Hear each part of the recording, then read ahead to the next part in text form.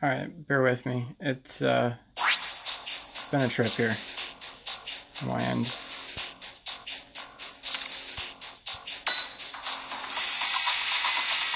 I'm here. I just need to let everybody know that this game's actually functioning now.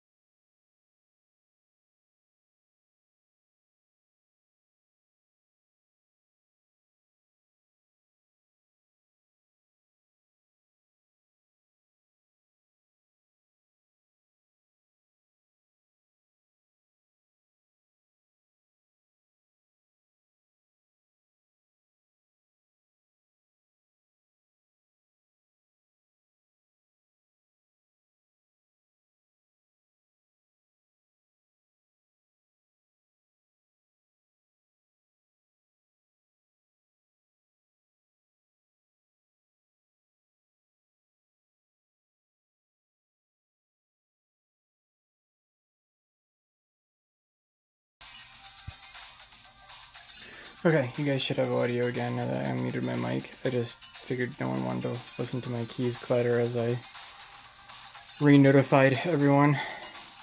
Yeah, man, no problem. No problem at all. I am so sorry, everybody, about how delayed the stream was. I left myself an extra hour and a half, and, yeah. I swear, the way my life works is, the second I'm on a schedule, everything goes to crap sideways. And since I use the YT Gaming app, which is convenient in a lot of ways, since I'm just confined to my phone for now while I'm doing these super raw, uncut, unprofessional, mostly unplanned streams that are just entirely on my phone. Where it's inconvenient is I have to individually share things to Twitter, Facebook, and each individual person and channel on Discord. And that's the step before the stream actually goes live. So while I'm doing that, it just shows as offline. And then as I finished my last notifications and went to go live, I had a, oops, you know, one of those general errors that doesn't mean anything. The app just decided to have a problem, so then I had to relaunch the stream. Thankfully, the live address is always the same, so.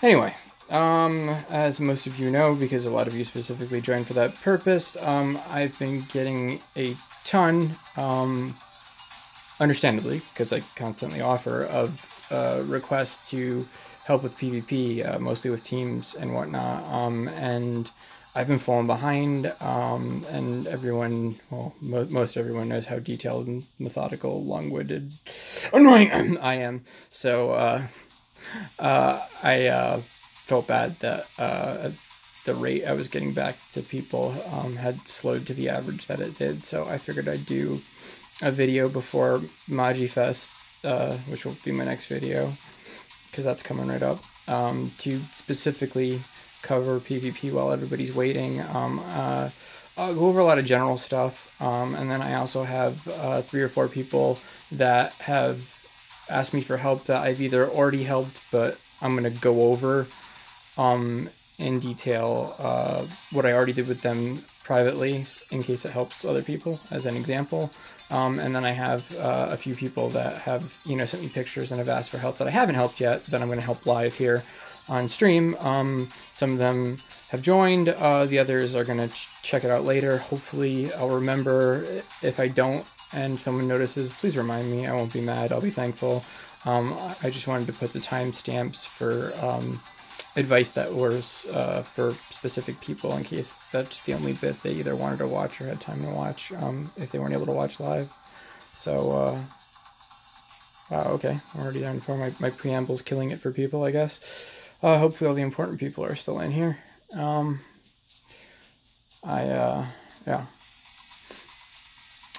Okay, that's weird.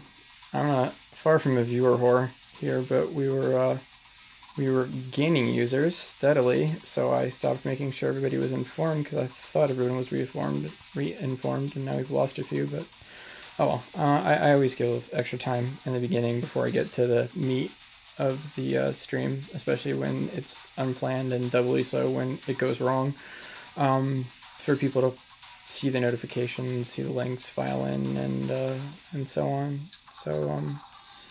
So yeah, you know, anyone in the chat right now, if you want to give a shout out, say hey, make any requests, ask any questions that aren't going to be part of the mainstream.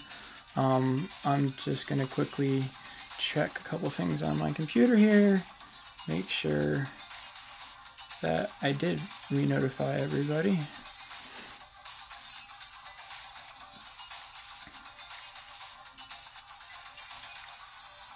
Alright, cool. Looks like yeah, and then we're getting people back now. Alright, cool. We're all good.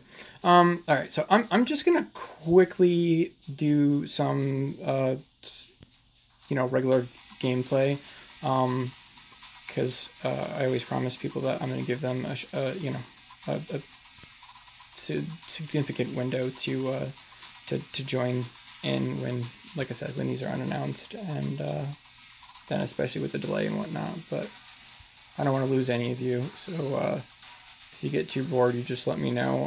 And this is the time that I like to use, since I'm just going to be autoing things, you know, while people are filing in, to you know, answer any questions or discuss amongst ourselves anything people want to discuss. I mean, there's a ton of stuff that just happened. There's even more that's about to happen with the game.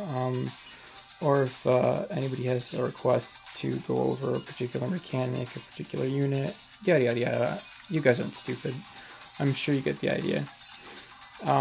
So yeah, just gonna hop through and take care of some of my own crap here. I'll constantly be moving my stupid head around because there's never a good place for it, and the least worst place for it tends to change depending.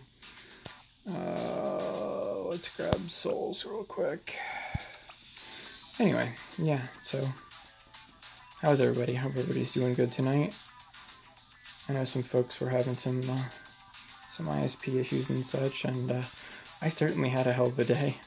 Hopefully now that we're live, we're hanging out, we're getting our Maji Battle on, life will be good, or at least not bad. So yeah. Oh, and as I always tell anyone, especially with the new levels out now and more levels coming, and some of the harder event levels, my friend code is up on the Maji Discord. If you need it live, I can provide it to you live. And if you ever need a particular friend to help you with a level, just let me know, and I'll change my unit to whoever you need, whoever might help you the most. The sad thing is I'm not even doing this for the souls. I'm doing this because these quests give the same or most money of any other quest in the game that's not like a special event or a, you know, a keyed quest. And the soul, well, I mean, the souls have too. They go into tickets. Raptor had a theory about abusing 3-star tickets, but yeah, I checked the math and tested it practically the other day, and yeah, the efficacy wasn't there. Wasn't as cool as we thought it was.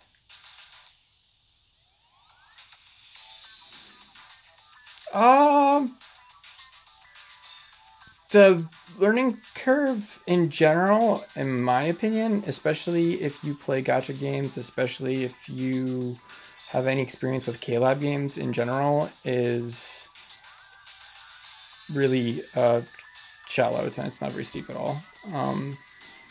I mean, like with any game that isn't boring, you know, there's going to be, you know, granularity and nuance as you get like deeper into things. You know, you try to beat like the top difficulty on a special event with underpowered characters, or you know, you're trying to really get into like, you know, top 100 or the A League in PvP. You know, that's when you're going to want to have discussions. But no, the game is super easy. Even in Japanese, the game is super easy to play. And like I said, we already have Vales, aka Raygun Ren. She's like excellent Discord, which is like the place to go for info. And sorry, just checking. I'm paranoid after all the issues, making sure things are going out without anything more than the usual delay that the app has built in. Yeah, the game is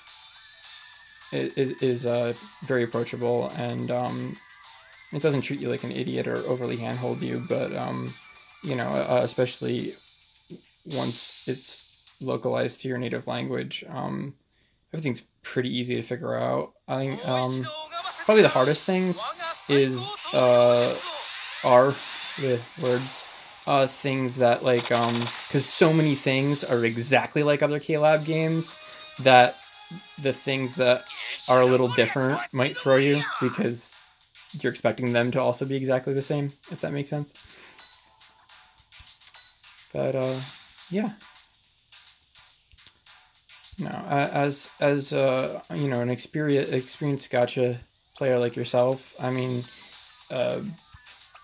you know, your time restraints aside, I mean, if you wanted to, you could like, you know, finish the entire story in like your first couple days if you wanted to. But you know, I mean, like all the K-Lab games, they're always constantly adding to the existing content and adding new content, and especially now we've been going from one special event to another, and we got the Maji Fest coming up, which is going to be their first like really special banner, and then like with any celebration or festival that they do, there's a bunch of stuff to go along with it, extra sign-in rewards, special quests. I mean, all in, there's like two free guaranteed 5-star tickets, a bunch of free 3 and 4-star tickets, one free link chain.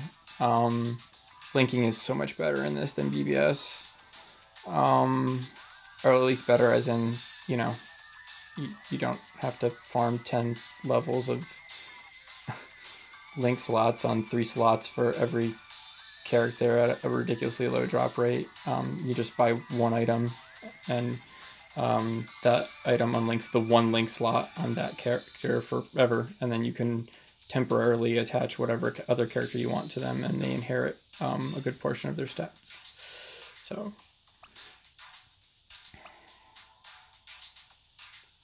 I mean, it's grind heavy, but I mean, it's K-Lab and there's an auto button. I mean, do I really need to tell you it's grind heavy?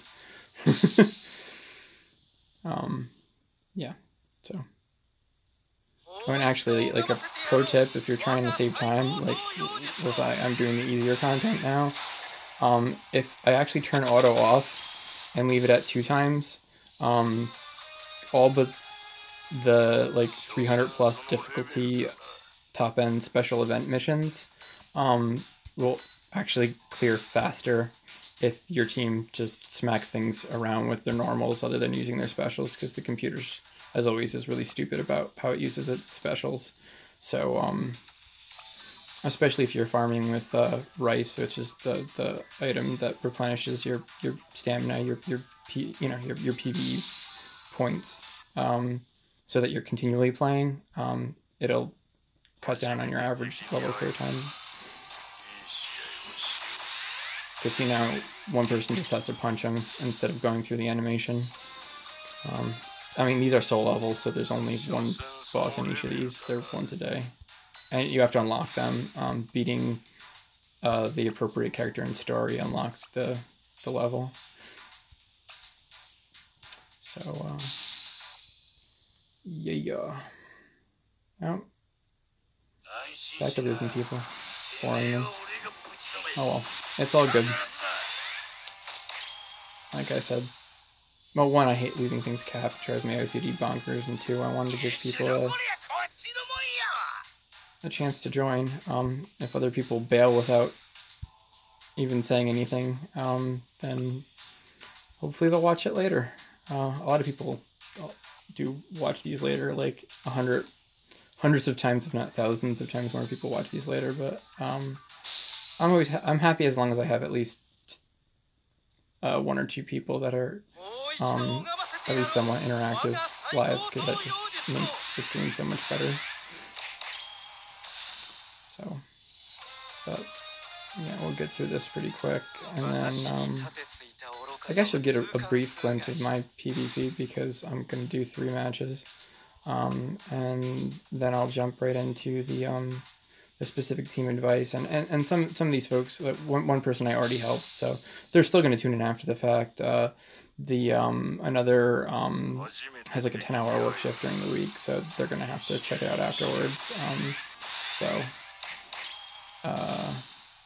Yeah, but I'm still gonna obviously cover it. So.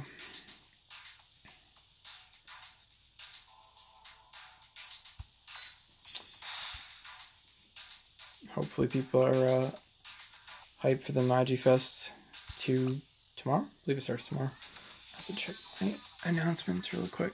I hate giving misinformation or guessing. I mean, there's a whole string of events, and they don't all immediately go live, but the biggest thing is the banner.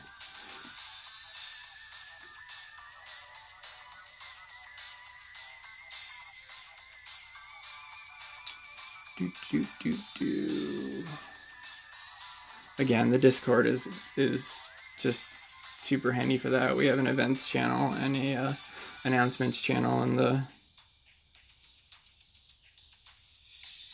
it's insanely dupe heavy. But the good part about that is it makes 4-star units, which are completely farmable, albeit a little slowly. Very valid. In fact, for the longest time, up until like really recently, the #1 PvP player in the world only had 2 out of 5 of his characters as 5 stars instead of 4 stars. So, yeah. Once you're in the 4-star and above arena, or 3-star and above for support units, like, dupes and overall power reign supreme over almost everything else. When things are close, obviously, synergy and a particular unit being a bit more meta or fitting your overall team, i.e. synergy, like I just said, better, might have you using a unit that's, say, grade B over a different unit that would fill the same slot that's grade A, but even those situations are rare. So yeah, I definitely recommend checking it out. It's a ton of fun, and with the Discord established, it's really the language barrier isn't really much of a barrier at all. It's more like a kind of like a couple foot high hurdle at most. I mean, even like the news and the events, like I said on our last stream, like 5 minutes in, like it'll be 3 a.m, and like I'll just flip over to the announcement channel, and I can already see Scar typing the translation of the events. So, which is actually better than some people that are in charge of the localized copy of games officially, in my experience, in some cases anyway. Anyway, announcement. Oh, I gotta go back to the channel to go to announcements. Or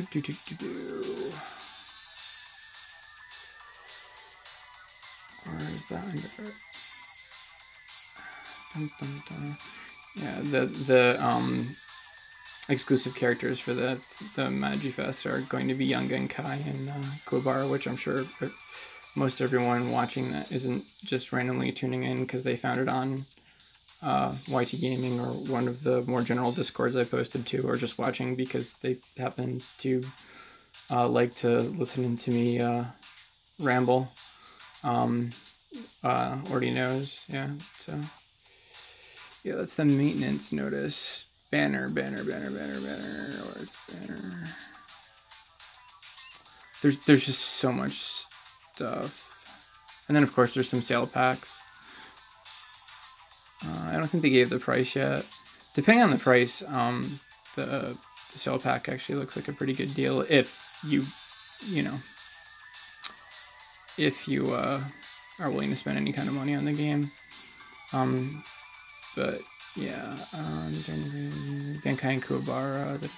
Oh yeah. So 10:31 tomorrow, 1700 Japanese Standard Time.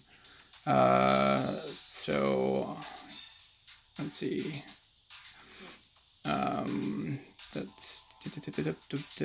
That's 5 p.m. in 12-hour time, and that means it's 5 a.m. on the East Coast, and then we drop an hour because of daylight savings time. So the new banner will be going live 4 a.m. So tonight, if you don't go to sleep, depending on how late I'm streaming and hanging out and whatnot, I might stay up. The rates are awful. I'm like they are in most every game. But you get a lot of free and discounted pulls, and you get a lot of guaranteed tickets. And every month, the last 2 weeks, yeah, that's what I just said. 4 a.m. on the East Coast. Oh, delay. Duh. Sorry. So that you'll probably hear me say it about the same time it pops up on the screen. Sorry, I can't do anything about it. It's I've got gigabit internet and I have my phone plugged in directly. It's just that it's a delay inherent to the application. Obviously things are going to be like, I can't even, it's not even remotely comparable. The new channel, everything's going to be all new equipment and so much more professional. But you know, for now we're keeping it loose. We're having fun, doing our thing. And some people seem to really dig the format for some reason. So I'll probably, just for old time's sake, I'll still do the odd, you know, completely unedited, unplanned, relatively unannounced live stream. Yeah, but here, if you want to look at the rates here, and currently every character outside of certain special bonus banners, every character is part of every banner. The only difference is the rate up characters or the feature characters have a higher chance of being your 5-star if you get a 5-star. So this is just, obviously it'll make more sense in English, but it's pretty obvious with it. The bottom button's cancel, and each one of these buttons corresponds to one of the summoning buttons, and you know what the rates are. The first one is the once daily 5 premium orb discount summon. That one only lets you use orbs you've purchased on it, not orbs that are you earned. The other one is the regular 25 orb single, and then of course the last one's a multi. So if we look at the multi here, and of course, the multi guarantees you a 4-star, which is like, you know, when don't you get a 4-star on a multi? I mean, come on. So those, okay, the left is main units or fighter units, the units that are actually doing the battling, and the right is support units. Those are units that you attach to the main units that, like links, bestow a portion of their stats on them, and more importantly, they have an effect. You know, so that's part of the strategy when you're team building, and those are the different rates for pulling each rarity. And then there's a banner that is, and then, well, I mean, of course, if you scroll down, you can also see the, you know, individual characters, and you see the two here, see the two purples here. Those are the two standard fighting main characters that are the rate ups. That's why they're 0.5 versus the other 0.083%. This is just like if you're in BBS, you're looking, this is not your chance to pull a 5-star. Your chance to pull a 5-star is a flat 2.5% on this banner. But if you roll that 2.5%, these are your chances of it being any individual character. So on a rate up, the rate up characters are 0.5%, and all the other characters are just shy of 0.01%. But the thing is, especially as the pool grows, the more unfeatured characters there are in the pool, the less the rate up matters, because there has to be a small enough amount of non-rate up characters for the small bump in percentage to make a sufficient mathematical difference between pulling a featured unit versus a non-featured unit. And then down here is the it goes through rarity. These are all the different rarities of the main units that you can pull, and then it goes into the supports. And there's the one featured support.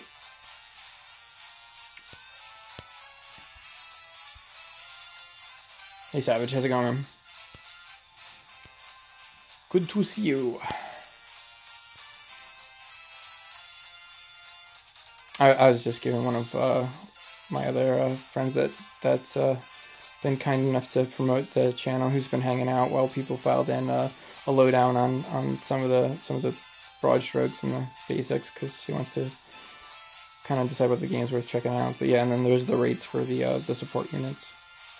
So, yeah, and obviously I'll be doing a big summoning video for the Maji Fest, and also covering all the special events. Depending on how I'm feeling and how long the stream goes, and whether my day has officially stopped going to crap or not, I might actually just stay up and then restart the stream like at 4 a.m.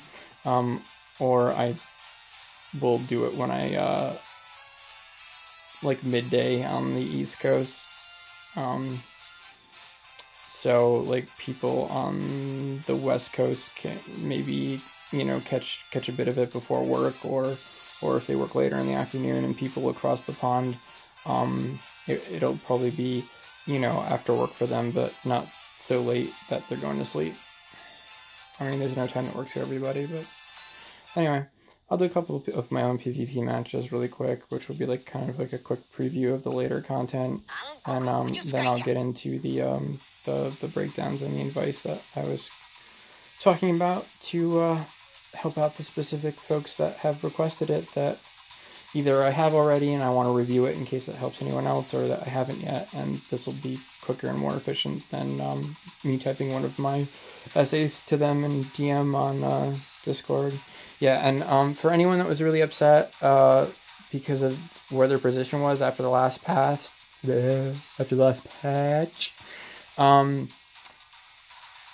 I don't work for them, obviously, so I don't have any sort of inside track. I'm not even one of the data miners on the Discord team.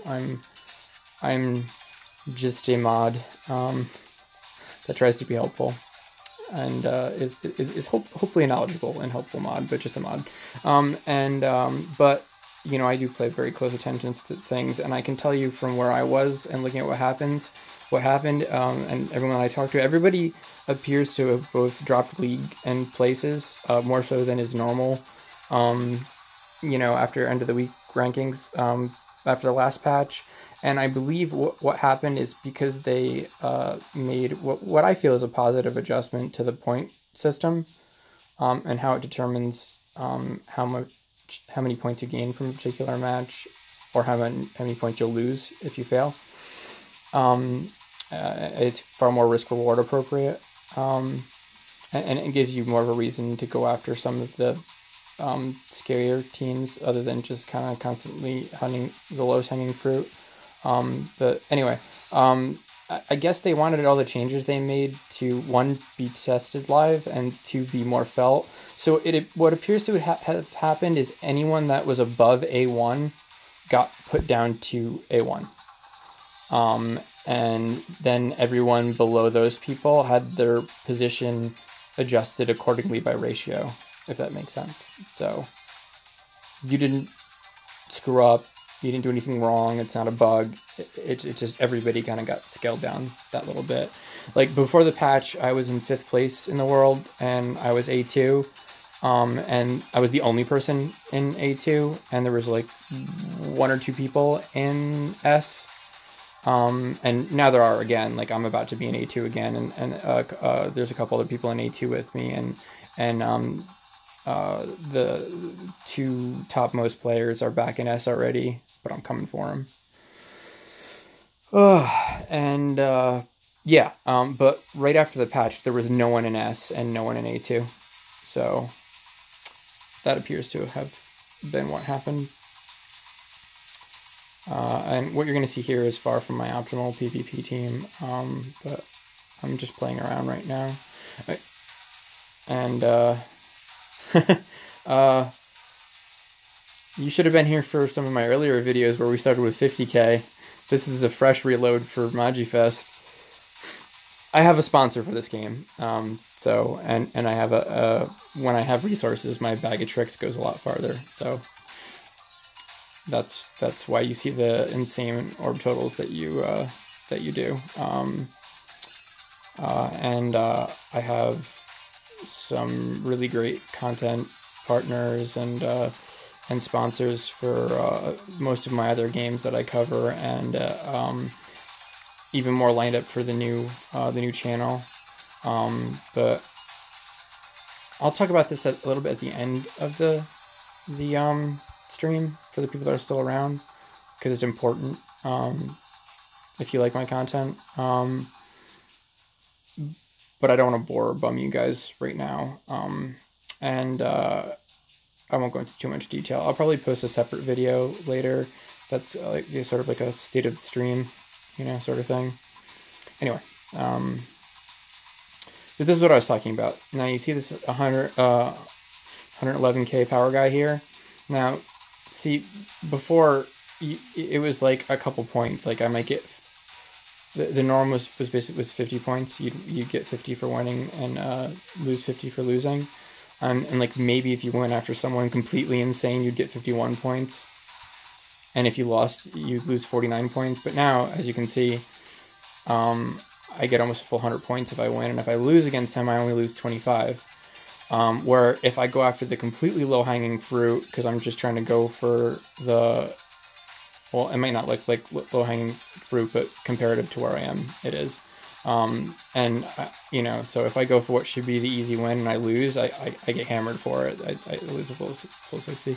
We're going to go after this guy. Usually I'd have multiple teams set up, and I would tweak my team for a match like this. But again, that's for later, when I start talking advanced PvP and we go on a quest. We go on a journey to at least get to A3 tonight, so that I'm set up to do my road to S tier at the end of the week.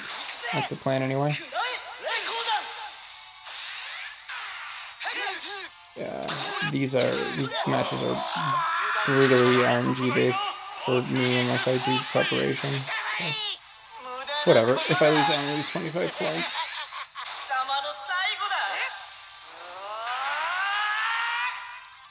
My two most important units are still up, so depending on who specials who win. His back row's too resilient. Yeah, this can be lost. That's normal. That's actually respectable. Most normal but serious players are in the C, maybe D area, and in the 25k to 20k power range. Only lunatics like me are in the plus 100k club. No, this is neither my best team speaking from function, nor my team that gives me the most points. But it's the team I had set up right now. I didn't want to leave my PvP capped, and I thought I would give a little preview for later. And the blow is much softer now, you know, when I go after the crazy guys. I mean, it's 25 points. If I win against this guy, I'll get the same amount of points that I would have gotten for a regular match and make up more than what I lost from the other match. So, and, you know, these points would have just been sitting at cap while I was talking, so... Hey, he targeted the right guy.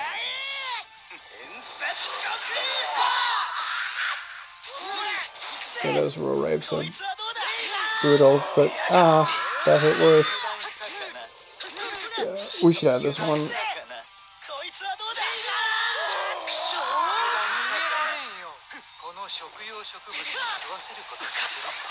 As long as Tadaguro doesn't go before, doesn't special. Not that one, the big one. As long as he doesn't use his big special before that happens, this should be game right here. And I see we just got all of our points back in this. I lost 25 points, and then I just made almost 100, so...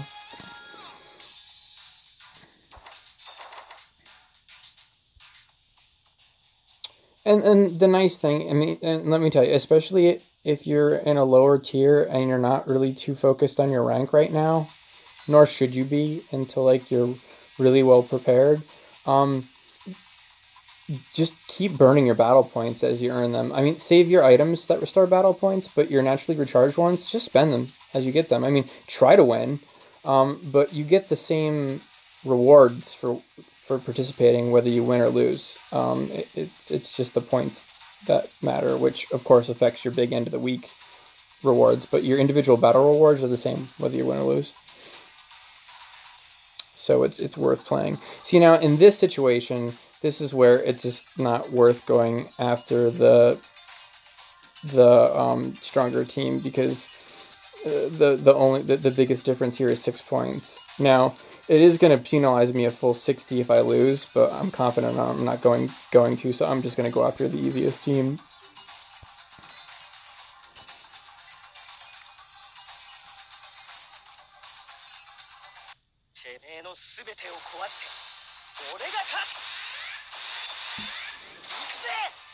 Oh, and I have a ton of updates for Mitsu for the database, so there should be a lot more max stats for the 4 stars units the next chance he has to update things.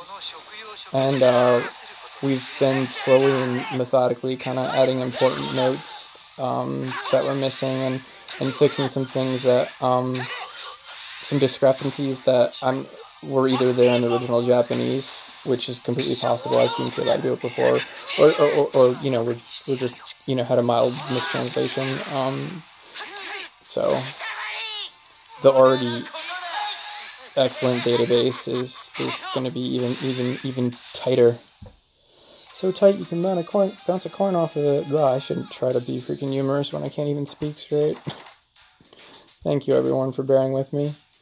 Alright, I went and spent points, so I don't have to be upset that my stuff is capped. Alright, so I'm going to bring up some pictures on the phone so you guys can see them too. I believe I already have the album ready. I hope. I've tried to be prepared, despite everything going so caca. Okay, so I obviously have a set of 2 pictures for each person that sent things in.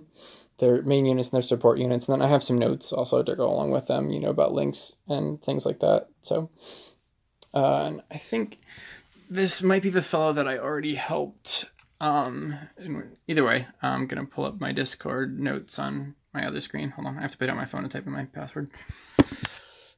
I forgot to set the computer to not go to sleep. And I apologize. Whenever I place the phone on the desk due to the way sound waves reflect, the game audio is going to jump, or appear to jump.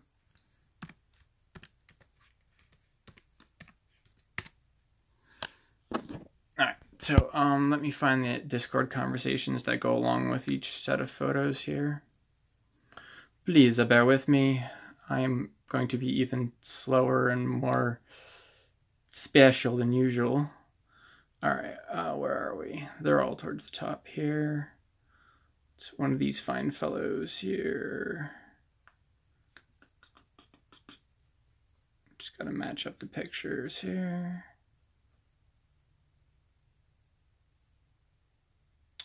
Okay.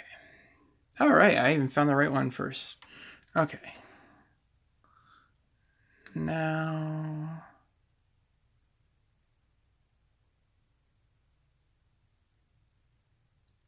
Okay, yeah, this is the person that I already gave advice to, but I'm going to go over it again anyway.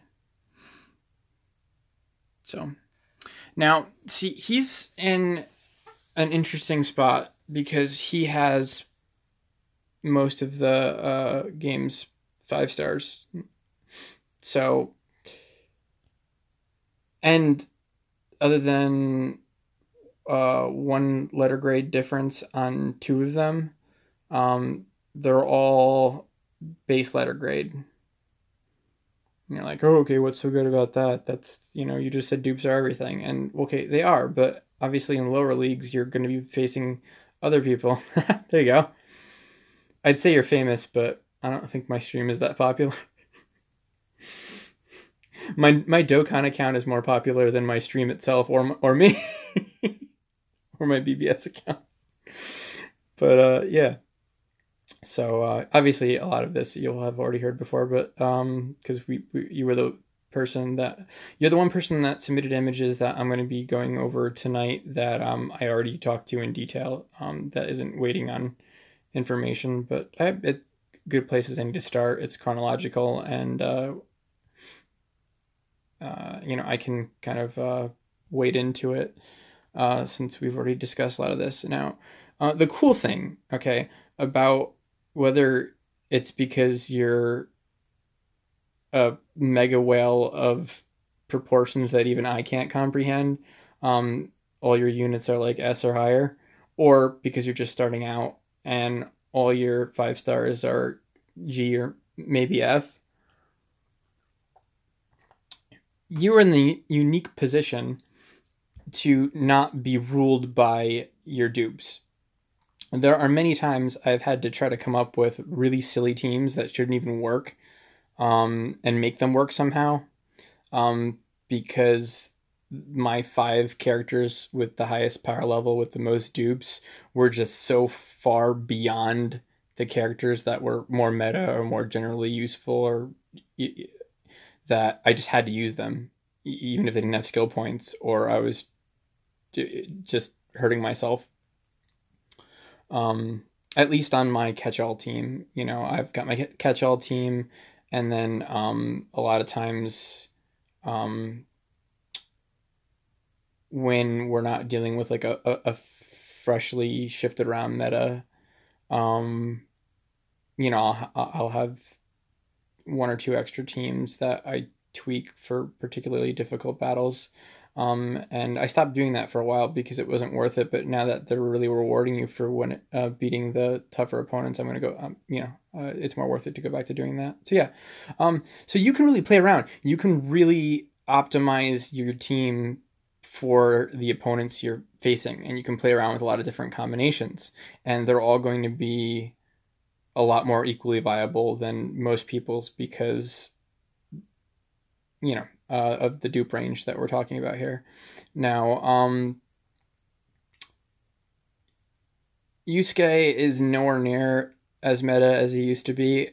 He's still very good, but he used to be the meta. It was basically the meta when the game first came out was basically, when's Yusuke going to use his spirit gun? That was pretty much that was PvP pretty much, because he was the only character, well, the only 5-star character anyway, with a DPS AOE that like did lethal levels of damage, at least potentially. The thing with Yusuke is, with Yusuke, you've got to keep him really on the bleeding edge, comparable to where you are for your tier, or his spirit gun, like mine did in that one match, is gonna hit like a fart in the wind. Uh, so it just, you kind of got to keep him on the bleeding edge, or he really drops off. And people sometimes get touchy when I say that. But because everybody drops off, obviously, based on dupes and things. But it's just that Yusuke, for various reasons, is a more situational character. He's a little bit more reliant on RNG, on luck. Um, in a format, that's already, you know, uh, reliant on luck. His special ability is keyed to his life, and there's a small window depending on how you have him set up before, uh, uh, between when he gets the buff and when he's dead. So it's very time sensitive on when he uses it. Like, and usually you're on SP heavy teams, especially SP heavy teams with Yusuke on it. You're almost always going to be running Genkai as support because she's the best SP support in the game. She gives her first special is a huge buff to everybody's SP, and then when she dies, she also gives a huge buff to everybody's SP. So obviously, ideally, you want him to spirit gun early enough that he's not dead, and it's still, and that you've got enough of a team that it still matters, but late enough that either he's in, I'm gonna steal a card game term. When he's in desperation, he gets his bonus for his low life.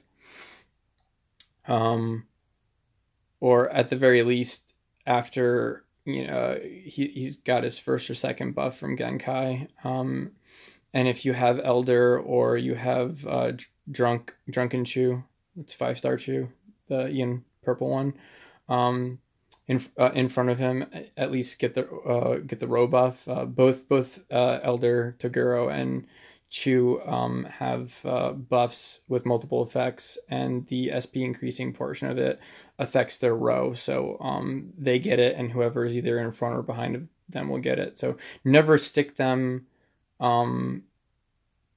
where there's no one in front or behind them in your team configuration. Never have them as the character that's in a solo row.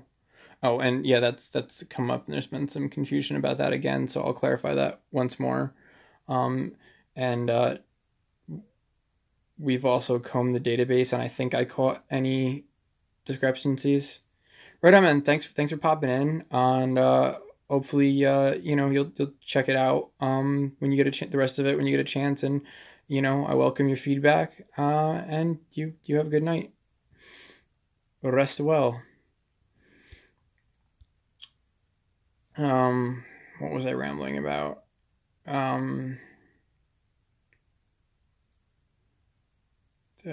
Yeah, never stick elder or chew in the single character row. And I think we've got most, if not all, the discrepancies covered in the database now. So that could confuse you on that. Now, okay. So when you're reading the database and a buff or an attack says column, okay, columns are vertical. Okay, so each team has two columns: their front column and their back column. And then those columns are made up of 3 rows. And depending on which team configuration, yeah, you haven't seen it lately. It's worse. And by worse, I mean better. That's a whole other subject for a whole other stream, but Dokkan is kind of an issue for me right now. And I don't want to disappoint people and drop the game. And I would also be devastated if, after all the work myself and so many other people put into the account, that it wasn't maintained. But I don't have the sponsorship or the help that I did on Global, and I don't have any help with BBS, and I can just barely keep BBS in check as long as it's the only game that I'm relying on personal finances and the grace and love and charity of my viewers, my family, my girlfriend. But I can't. I'm on disability. I don't have money. I'm just exceptionally good at making contacts and bartering, and I still have a lot of leftover skills and acquaintances from when I still had a life. But yeah. So what I'm actually looking to do is hopefully be able to unload my current Global account for a relative market value. Why I'm still able to keep it maintained, and then pick up a roughly equivalent JP account, because I have a sponsor and a couple content partners ready to cover my Dokkan coverage if I switch to JP. And I've been wanting to switch to JP for ages anyway. So either I'm gonna sell my Global account and then use that money to buy a JP account, and I know technically terms of for service, blah blah blah blah blah, they don't actually hold up in court, but do a guy that's just trying to do nothing else other than inform and entertain people a solid, and don't go freaking reporting me to Bandai because it's technically against their terms of service. Yeah, I'm looking to either two-step it and sell the Global account and then buy an equivalent JP account, or if I'm lucky enough to find someone that's interested in switching to Global and willing to do some sort of trade, and whichever one of us is on the less ideal portion of it, cash the difference. But that's Dokkan. But it's also important to the channel. So anyway, yeah, so columns and rows. I hope we're clear on that now. Oh yeah, depending on which configuration you choose, you either have a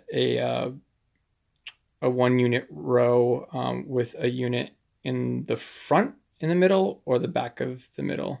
The middle is always a single unit row, but you get to choose whether it's the front or the back. So you've got a 3-2 configuration or a 2-3 configuration. But yeah, either way, you've got three columns. You've got you've got two columns and you've got three rows. Top row, middle row, bottom row. Okay. So that covers that. Yeah. So for this team, he's got for this box, he's got a lot of different ways he can go. So I would actually build multiple teams. The main team, obviously, one, they're his only Fs. Two, I happen to know he's got plenty of resources for leveling, but his Kurama is already 60 and his Suzuki is already 40, and having to face a team with a front column of Kurama and Suzuki is degenerately punishing, especially in lower tiers. So for his catch-all team, I would definitely, it's really just, that's kind of an automatic. It's Kurama and Suzuki out in front in a 2-3 configuration. And in back, that's where your DPS and support goes. And that starts, at least the first two decisions are obvious. Okay. Yusuke, because of his AoE, and in lower leagues, you can still rely on him to win matches for you. You just got to make sure you either keep building him up or find a substitute for him. Oh, dude, it's fine, man. You don't even play the game yet. I mean, I'm just so incredibly appreciative that you pop in, you participate in the discussion, you retweet my tweets. Like, seriously, like, you're awesome, man. And I'm happy you hung out for as long as you did. So thank you. And like I said, I'm more than happy as long as there's at least a couple people live to interact with. A lot of the majority of my viewers watch stuff after the fact anyway. So, but I just like to have that interactivity. But yeah, you have a great night, man, and thanks again for all of your support and assistance. So yeah, Yusuke's is going to be obviously his obvious primary DPS. So that's the first character he's going to stick in his back row. And then in a configuration like that, both Suzuki and Kurama are defense class characters, but they're all tanks. There's 3 classifications of characters in Maji. I'm trying to cover a broad spectrum here. So some of this information is going to be a hoda to some people, but necessary for people that are new to the game or new to PvP. And other information will be, people getting deep into it. So I hope you all hang out, and I'll try to kind of disperse the different levels of learning curve appropriate information. Yeah. So you've got SP based characters. You've got attack based characters. This is their classification. They're either SP, attack, or defense. Defense being your tanks. And attack characters, their special abilities are based on their attack stat, and SP characters, their special abilities to some extent anyway, are based on their SP stat. And I know at least one person I talked to that was looking for advice. I wouldn't say they got bad advice, but sometimes people talk in absolutes, and you have to be careful with absolutes because they're almost absolutely never across the board appropriate. Attack is still useful to SP characters. Their regular attacks, which are in a lot of characters' cases the majority of their attacks, are regular attacks, and those are still based on their attack stat. So attack is far from useless to SP characters. Now, obviously, for maximum effect, you want to stack as much SP on top of them as possible. So you're going to want to take an SP character and link them to another SP character and attach them to an SP support. But that can't always be the case. And there's other factors too, like with Hiei, there is a if you link him to sorry, I tapped on the screen like I was in game, thinking my finger would flash. But if you see the green guy done towards the bottom, the 4-star F, that's the Gamma, the makeup user. Now he's a defense unit with an attack focus. Yeah, all defense units based on their stats are either attack focused or SP focused. You know, that has to do with their stats and what their special abilities are based on. But he's the same color as Hiei. They're both our current 5-star Hiei. They're both green Dex characters. Like every game, each color has a name. Green in this game is Dex.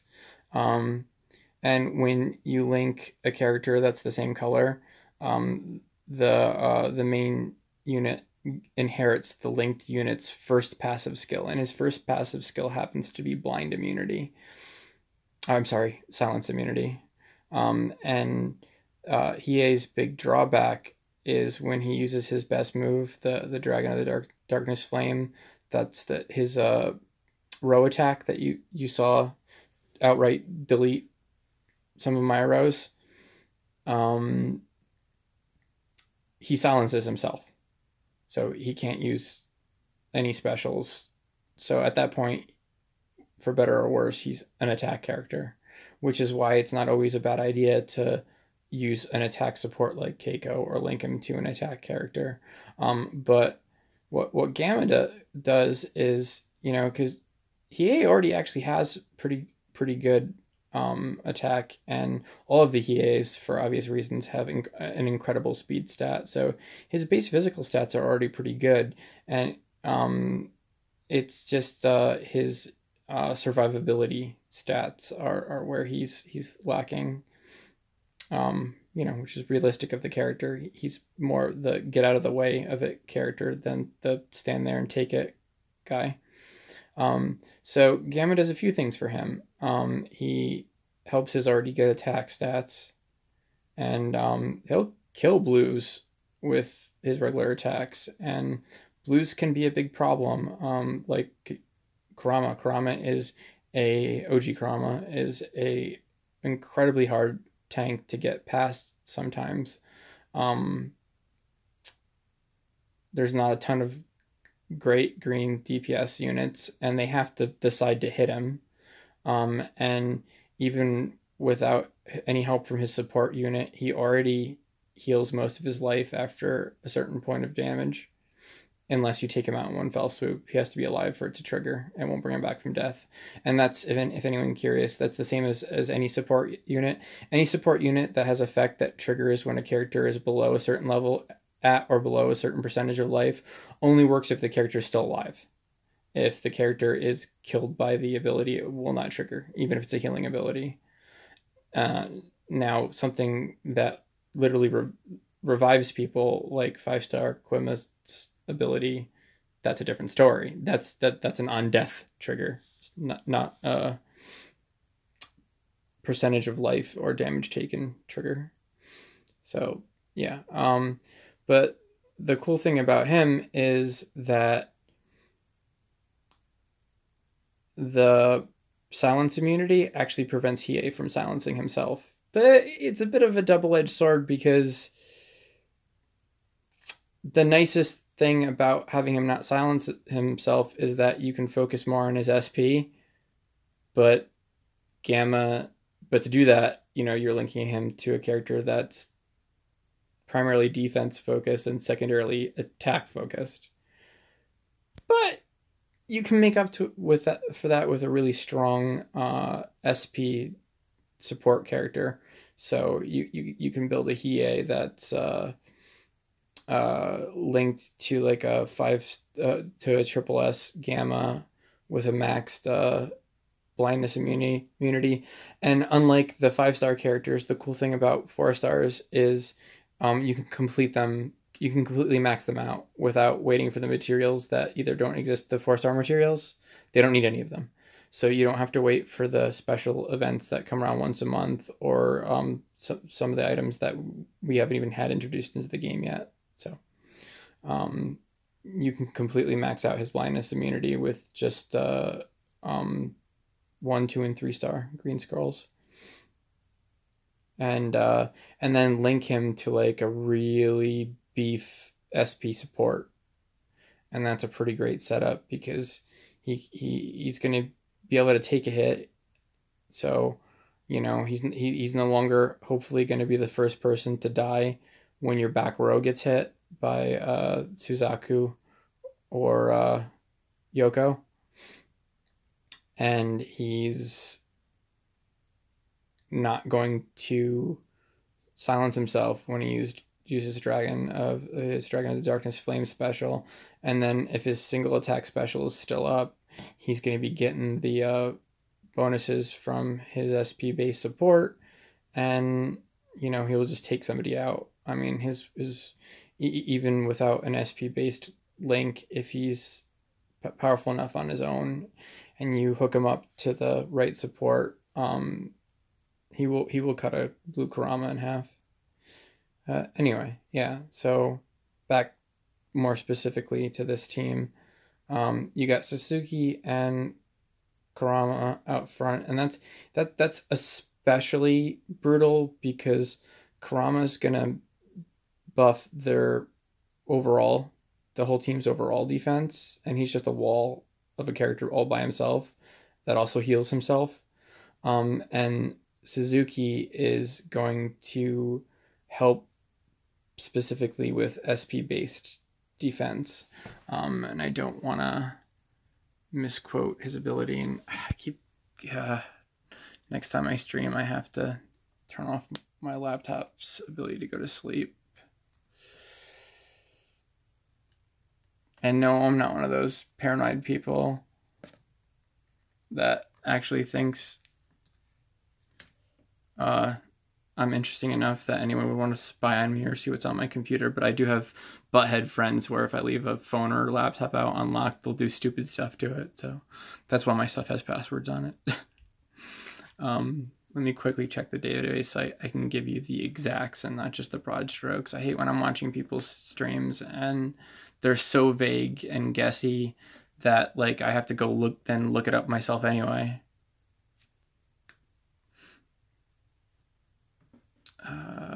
5-star decks.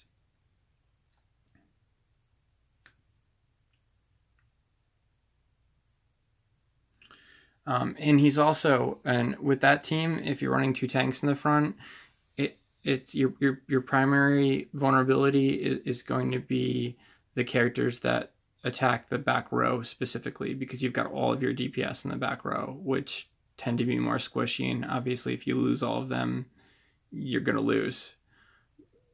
But the team's good enough that you should usually be able to win before their Yoko can take you out. And, you can do some tricks so that even if you do get Yoko'd, I say that and I think about the Beatles breaking up. I'm both lame and old. Anyway, yeah, okay, so his first ability, his offensive ability, which he tends to... Actually, no.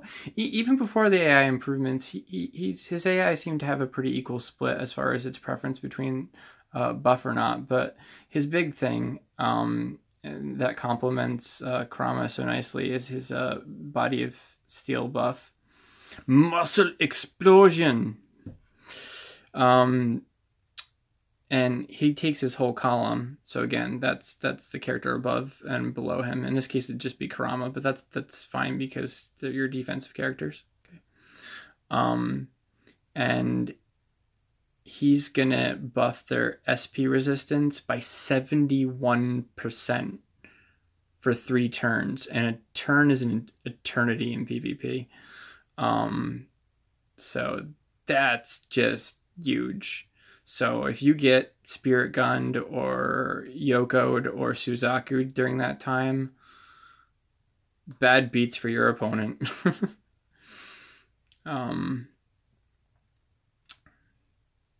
And his His offensive ability also has a passively defensive lean, which is great against the teams that have back column destroyers, either version of Suzaku or Yoko, particularly.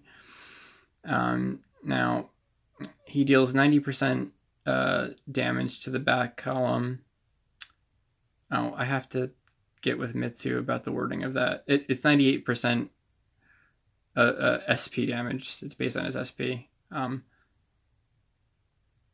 And he has an 80% chance to reduce SP by 35% for 3 turns.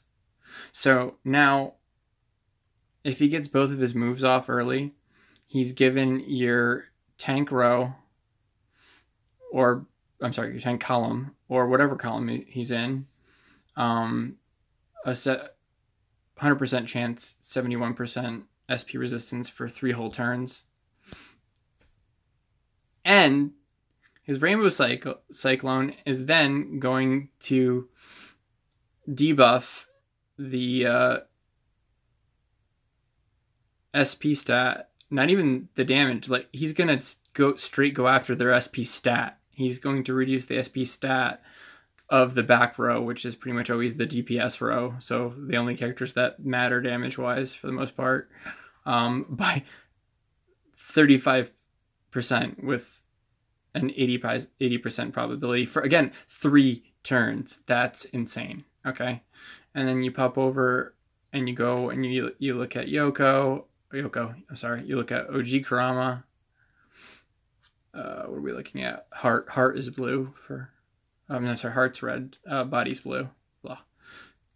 Usually I'm really good at the color name correlation, but some of them in this I have hiccups with. Okay, and now his attack is useless. It both looks and is quite literally like he's just tickling them. But that's because, unless that's a typo, and I doubt that's a typo because it does such little damage, and if it was SP based, it would do a lot of damage. His attack, it deals 188% attack to one enemy with a 90% chance of inflicting 10% poison for 2 turns. The poison, however insufficient, is almost going to be more important than an attack because he's not an attack-based unit. So it really just tickles. It's kind of pointless. Other than the fact that it's long. I was going to save that until later because it's more of an advanced discussion. But I'm kind of going to just flow as best as I can from one thing to another so I don't forget anything. And you guys can keep me on track if I get too far off base or I start to not make sense. He doesn't have the longest moves in the game, but animation-wise, the longer your character's special is, the better. Okay, because there's a correlation, a passive but important correlation between cooldown and animation length. We were having a pretty long, somewhat in-depth conversation about this the other day. Yuya and I were going on about it for quite some time. And yeah, I also obviously credit to her because she's really got the mechanics down on, like she always does. She's one of my favorite people to talk to about PvP.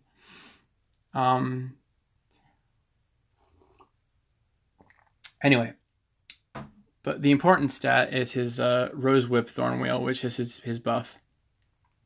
Okay, and what that does is that gives 35%, 35 or 36, I'm sorry, 36% attack resistance for 2 turns to the entire team, not just his column, the whole fucking team. And 36% defense for 2 turns. Okay, so the defense buff applies to everything. Defense is just defense. It helps you take less damage from any source of damage, SP or attack. But then as an added perk, he's also giving 36% attack specific damage resistance. Okay, so I think you guys can see how Kurama and Suzuki complement each other so well. I mean, even, you know, because Kurama's, you know, giving the extra broad defense to everybody, which is just going to pile on to the 2 layers of defense that Suzuki's already applying, and then he's going to help cover with some specific attack damage resistance, since Suzuki's more SP resist focus, and then Suzuki's going to be debuffing the enemy's damage dealers. So that's just really solid, especially in a low league, and it's really cool that he has them both at F this early. So yeah, I really almost think that any team he runs, whether it's a 3-2 or a 2-3 right now, almost has to be Kurama and Suzuki in front. Anyway, so in back, we've got, at least on our main team, we've got Yusuke. God, my pronunciation goes to shit when I feel like this. I apologize. And Genkai is just a no-brainer, all right? Because at this point, Kurama and Suzuki are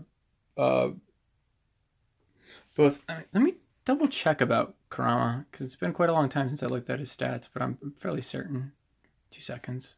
I don't want to speak out of school here.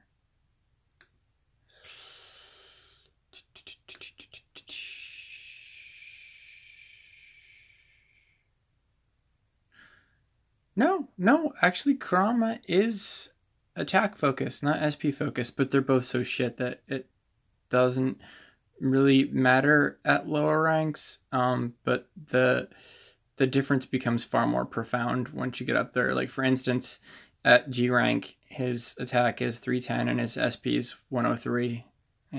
Not really that big of a whoop, especially considering he's a defense-based character. But at triple S rank, his attack is 4,424 and his SP is 1,472. A little bit more important. So, okay, but he still has specials that factor in SP. And he's primarily a defense unit with just a wee bit of an attack focus. Suzuki is a defensive character with a heavy SP focus statistically and ability-wise. Yusuke is straight up SP. Genkai herself is SP, so running Genkai is just a no-brainer because she's going to buff everybody. And her own attack, she has a row attack, which is her other special to go along with her buff, can delete rows just like Hiei's does. And the great thing about yin and yang units is if you play BBS, they're the equivalent of Mind and Heart, orange and purple characters. They're not part of the circle of advantages, or triangle, more accurately, of advantages. They're both just strong / weak to each other. So there's no row of characters that she's going to hit where either character in the row is strong against her attack. So I think I've pretty well covered why Genkai is so good. So yeah. Now his third, he's got options. Now, I mean, purely by like how good the character is, I mean, Elder Toguro is a double S level character. He's just really, really fucking good. So he might want to try a 3-2 with Kurama, Elder, and Suzuki in front. Elder isn't a tank by classification. He's not defense, he's SP. But he revives and regenerates, and you typically end up using him like a tank because so many specials will just get wasted, like just doing 10% of his life to him because he just revived, and he'll revive again. And then if you throw the 5-star teen Koenma support on him, it's yet another revive. And he does have an AoE. It doesn't do a ton of damage, but when you've got either Elder Toguro or Yusuke on your team, you can, it's enough that he might either pre-soften up the targets enough that it's the difference between um, Yusuke's spirit gun wiping the whole team or not, or if Yusuke had premature issues, he might clean up after him and close out the deal. So that's good. He's just really good. And that also protects against one of our primary concerns, because at that point, then Yoko at the very least will go after the tank row, not the back row, because he attacks the row with the most characters. And if both rows have the same amount of characters, he attacks the front row. So that's good, and it's an option. It's also an option to just run Elder in the rear as sort of like a rear off tank. But I feel that team would lack damage, and even early on, I don't like to throw every single one of my eggs in the Yusuke basket. And even though Suzuki's green, he's not a damage dealer, and his special targets the back row. So we really have to do something about the other teams with Kurama. So at that point, you got to look to either Hiei or Karasu 2.0, and he doesn't have Hiei. So I think the starting team and his overall team, his catch-all team, the team he uses when he's not using a team that's specifically optimized for his opponents, is 2-3 configuration, Kurama, Suzuki, up front. Shouldn't necessarily matter which one is top and which one is bottom, but because of row-based attacks, whenever I can, I don't, whenever I can avoid it, I don't put two characters of the same color in the same row. And if I can, I put characters of the opposite strength and weakness. So I would do, let's just say Kurama's on the top, front row, front column, Kurama top row, MD mid row, Suzuki bottom row. Okay, now we go back row, Yusuke top row, because he's the opposite color of Kurama. Genkai mid, because you typically, the AI isn't, saying it isn't great is doing it a favor, but it's typically not dumb enough to waste a row attack on the row with one character. So you almost always want to put the character that you want to survive longest in the middle lane. So that's either, and that's up to you, and you can play around with it. But in this case, that's either going to be Yusuke or Genkai. And even though Genkai does stuff on death, Yusuke is pretty well insulated being behind Kurama, and there's benefits to having Genkai live as long as she can, because then she can, ideally you want Genkai to buff the whole team, smack around some people with some normal attacks, delete a row with her row special, and then die and give her second SP buff. And placing her mid back center will, on average, give you the best chance of her accomplishing all those things before she kicks it. And then I would put Karasu 2.0, the green one, which he's already got at level 50, in the bottom spot, because Suzuki's, you need a green to deal with the two most substantial blue tanks in the game, that being 5-star Kurama and 4-star, i.e. Sober Chu.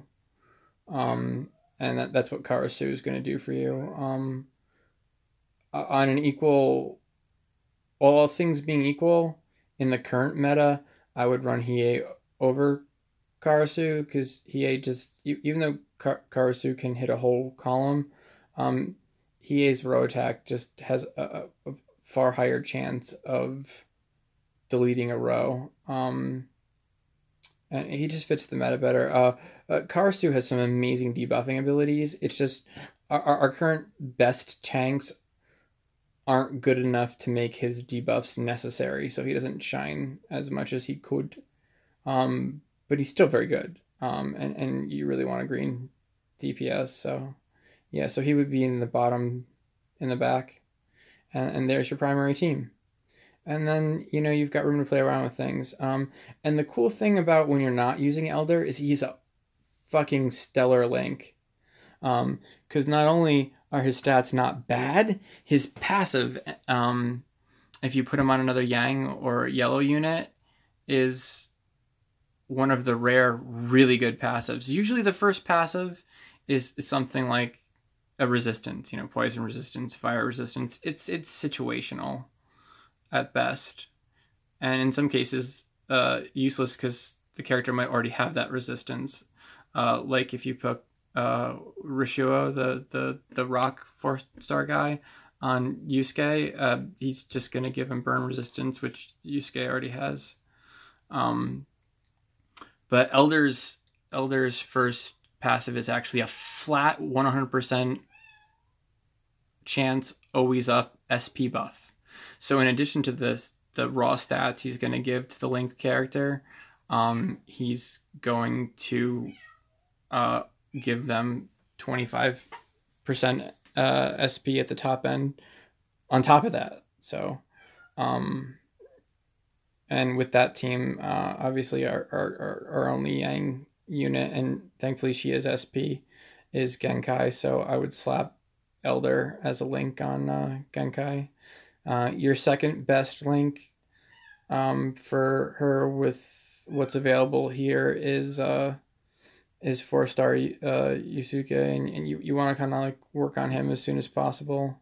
At Triple S, he's a stellar Yang unit, and his first passive is a paralyze resistance, but with Suzaku running around, giving the new 5-star version, giving your SP units paralyze resistance is not a bad thing at all. As far as Kurama goes, looking at his 5s, yeah, if he's ever using a configuration where he's not using Suzuki, just out of stats alone, Suzuki would be his best link. But since we're using Suzuki, he's gonna want to go with Chu, because he's the second best blue defense in the game and one of the best defenses in the game, even though he's 4-star. So you're gonna want to get Chu up there too. I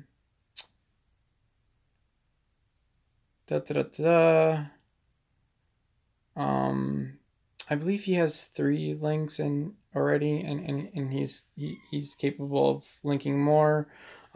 As with almost everybody in the game, his only Triple S right now is the one that you could farm.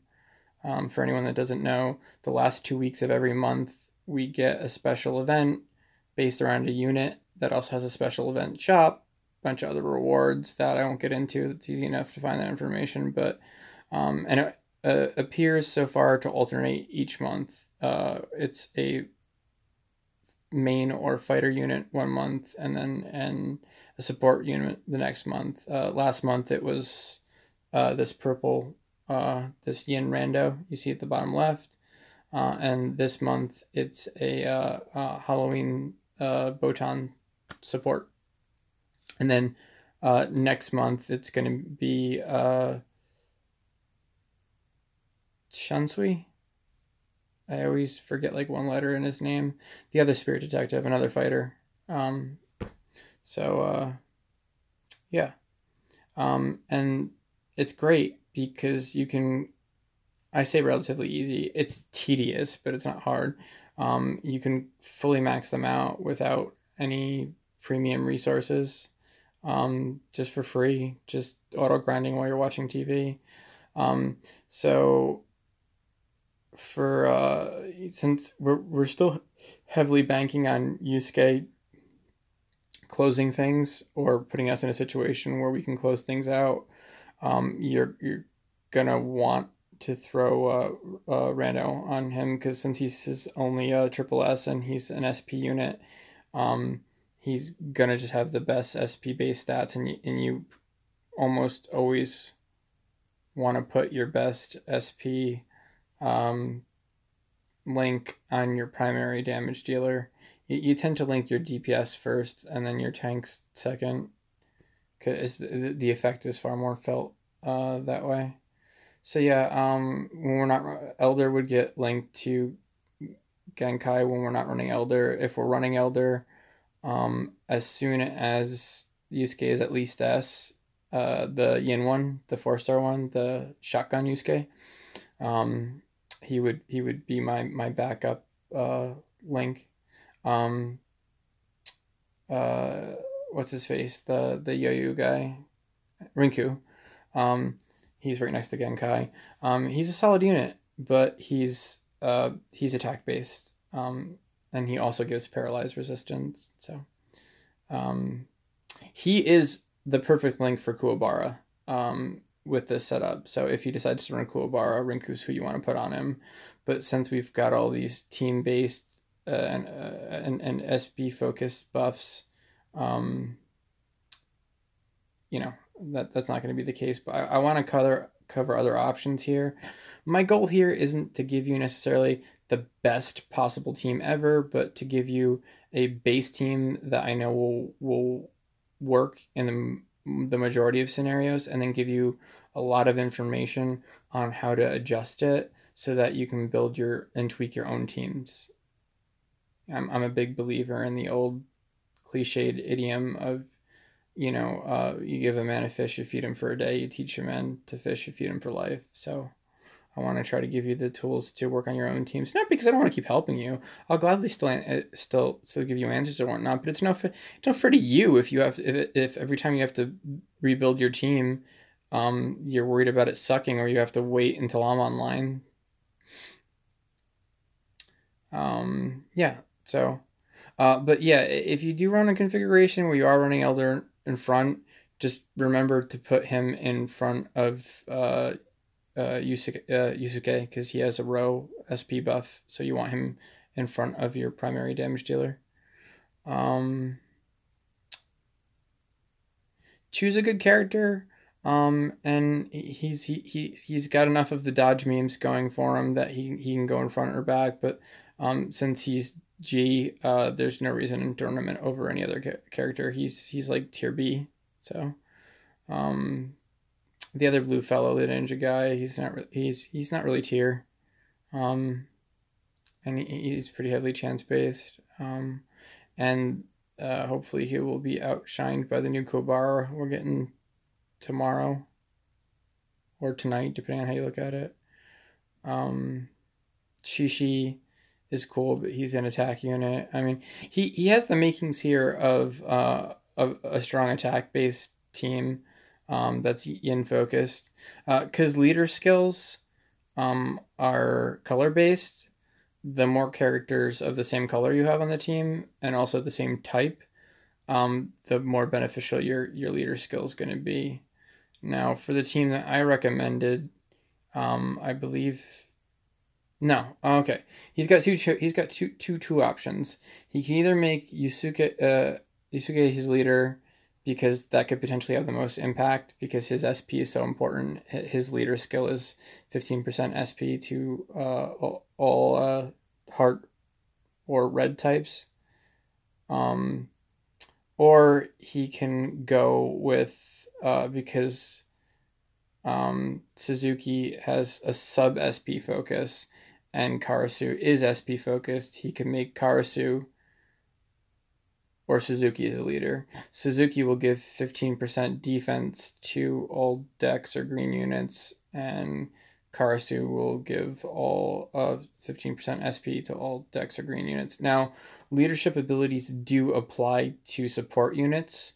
So when you're factoring in who to set as leader, you want to count your support units among them. You're just going to weight them slightly less than the main units because the extra stats the leader provides the support unit is going to make their way to the fighter vis-a-vis them, so it's not going to be quite as much of a large direct buff. I'm going to get into the particulars of the math in a different stream. Yeah, I mean, he's got the beginnings of a strong attack team. Choose SP base, but he can go out front and dodge meme things. 4-star Hiei is freaking incredible attack character, and if you really max him out all the way, which is much easier to do because you don't need to wait on any 4-star items, his Paralyze can win matches.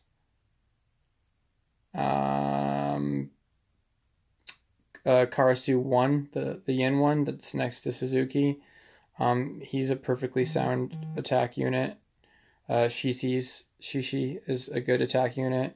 And then the robot, Dr. What's-His-Face's robot, which is down here between Chu and Gamma,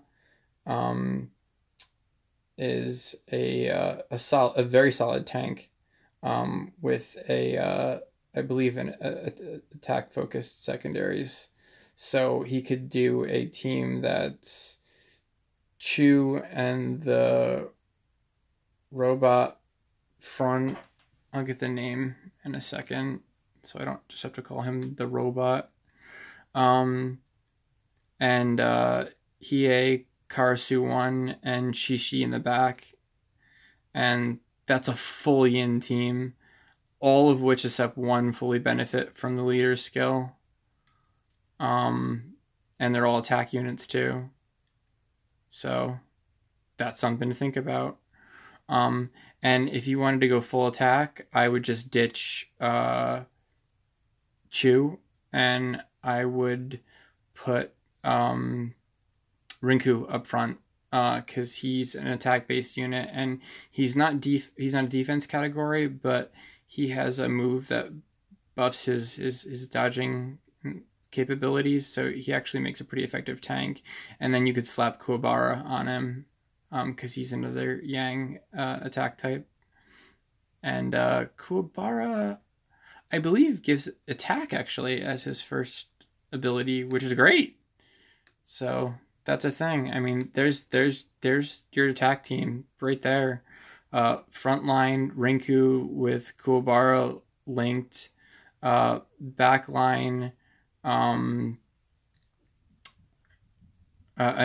sorry, and the robot, and backline Karasu 1, Shishi, and 4-star Hiei. That could be an amazing team. Make sure you make one of your it doesn't matter. Usually, it doesn't matter which unit, as long, you know, if they're the same color and the same type. Usually, it doesn't matter which unit you make your leader. But 4-stars only give 10% versus 15%. So, if you have the option, obviously make the 5-star your leader. It's 5-star. Oh, what was the name of the robot? I hope I'm not going too slow here, guys. I'm just, as always, trying to be detailed and in depth. I mean, otherwise, what's the point of me doing it? It's not going to be useful to you. 4-star Yen.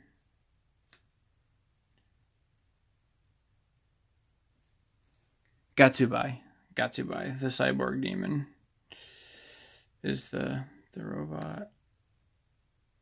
And yeah, he is attack focused. So yeah, he's a perfect tank for that team.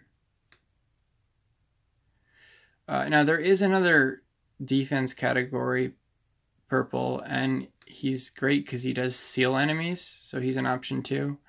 And that's Yu Kaito. That's Kurama's classmate, the guy in the the purple or pink uniform. I don't. He has him, but he's right under Chu. You can't see him. He's the guy with the gaming territory. He's holding the 3 glowing spheres.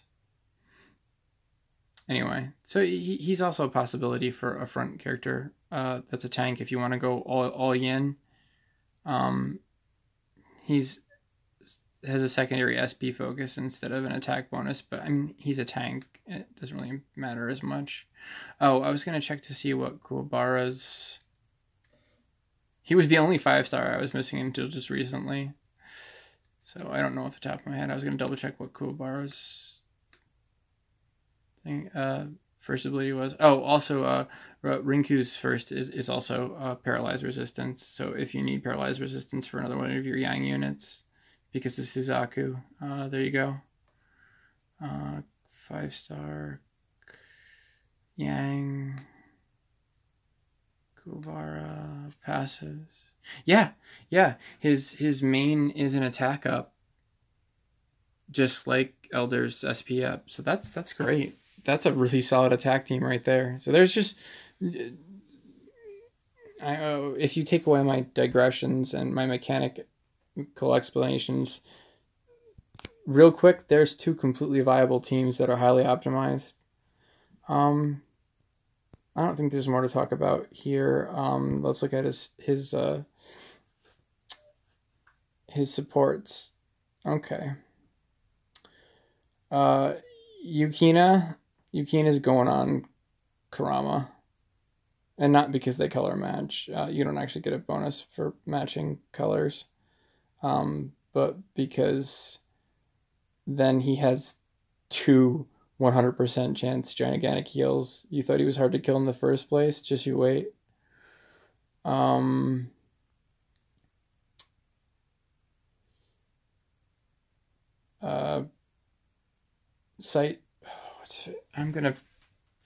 Sorry, I didn't sleep at all the night before last.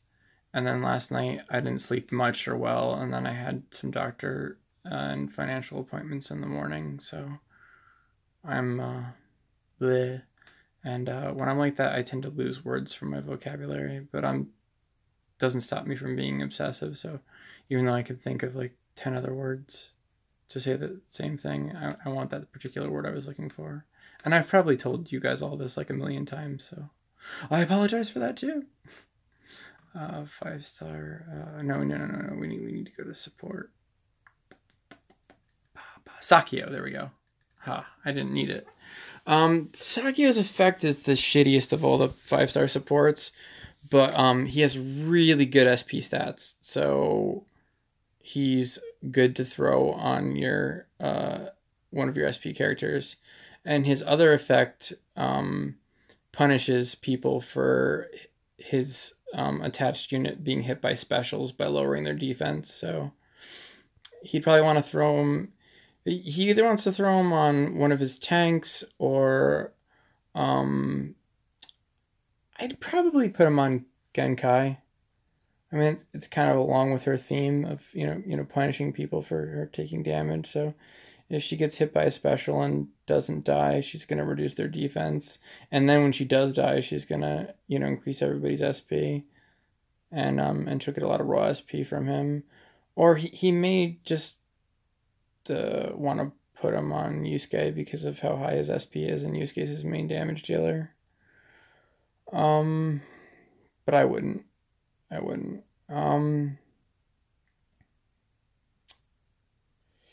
Now, Botan, and I believe he assured me he was going to be able to get her to triple S before the event ended. It is obviously going to be a very viable choice because she's triple S. Her stats are gonna be so far above and beyond everybody else's, but she's got a pretty even defense attack focus split. And for the team that we were talking about, I'm not so sure which would be better for him. Her effect is to increase the defense of the entire equipped row. I haven't tested her yet.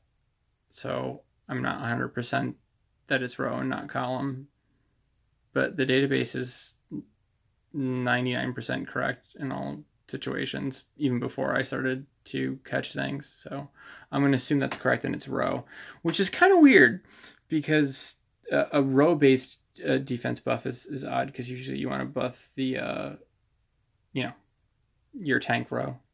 But so yeah, I think out of all the characters we're going to be running,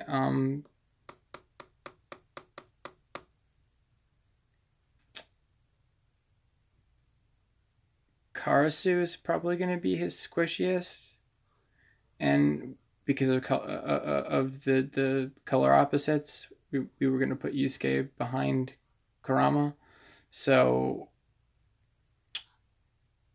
if he's going to put her on someone, I'd probably put her on Suzuki.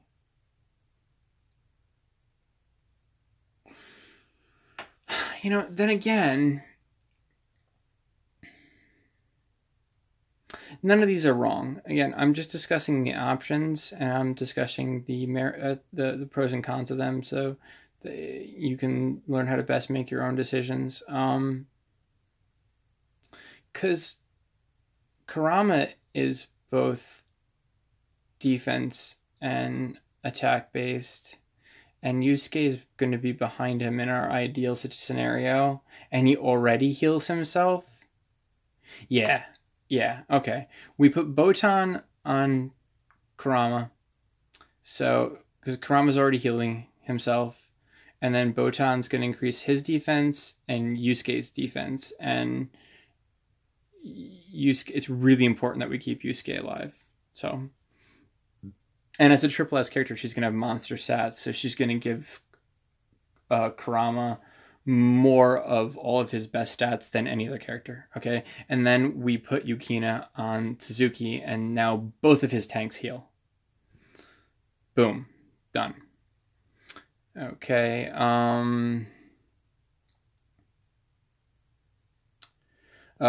George is one of the best SP links in the game, even though he's 3 stars, because he's just a flat boost at the start of each wave for a certain amount of turns. It's chance based, but it's like 80%. You don't want to throw him on Yusuke because you want Yusuke to go off late, not early. And George's boost is front loaded. Let's see.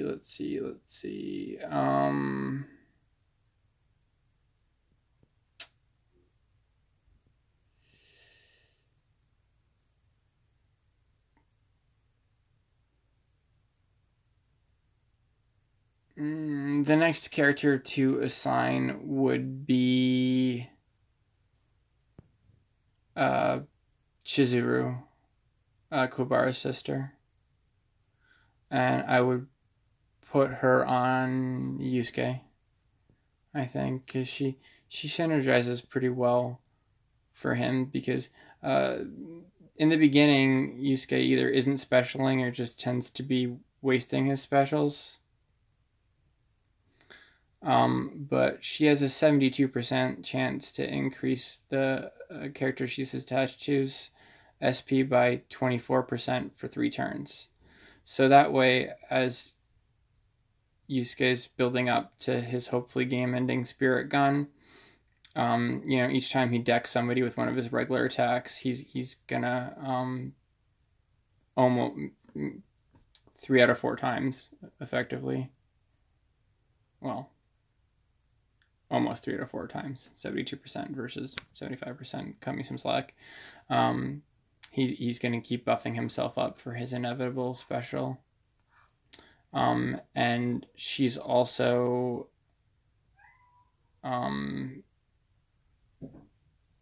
next in line past the Yen guy. I forgot his name again. Mr. Cigarette Smoker, Team Taguro manager. I just said it. Anyway, she's gonna have the next highest SP, and her stat priorities are the same as Yusuke, so she's gonna buff everybody. Okay, Pooh is fucking amazing, and if for any reason he finds he doesn't need the heal from Yukina, he can just do a crazy defense on defense on defense buff. Put Botan on Kurama and Pooh on Suzuki. Now, Pooh buffs the entire column's defense once his attached character reaches a certain HP, and Botan shares the same exact stat priorities as Kurama, and Pooh shares the same exact stat priorities as Suzuki. Botan's a defense with a attack sub focus, and Pooh is a defense categorized unit with a SP sub focus. So that's a lot of defense. That's very enticing. I know it hurts to not use your 5 stars, but sometimes that's the way you go.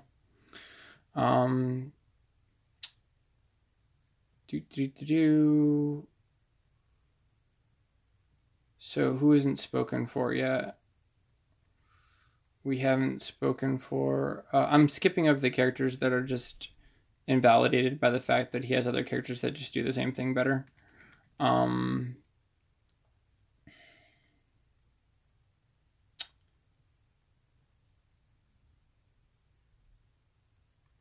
If we put Sakio, there we go. If we put Sakio on Genkai and Shizuru on Yusuke, then that's easy.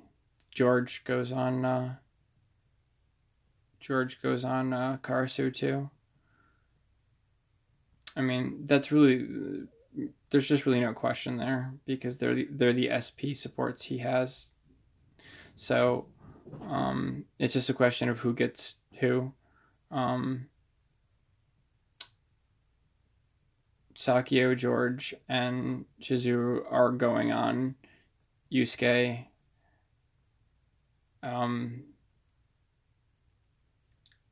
Genkai and Karasu too. It's just a matter of where you put them. I don't recommend George on Yusuke.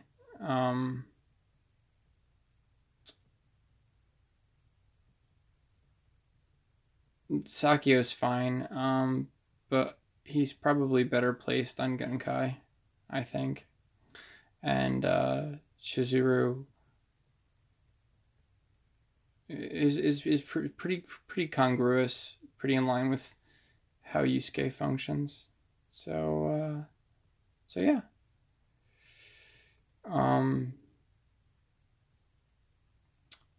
That said, it's not always a bad idea to put an attack character support on Yusuke, because early on his attack actually matters a little bit more than his SP usually, because it's his regular blows that tend to be more important.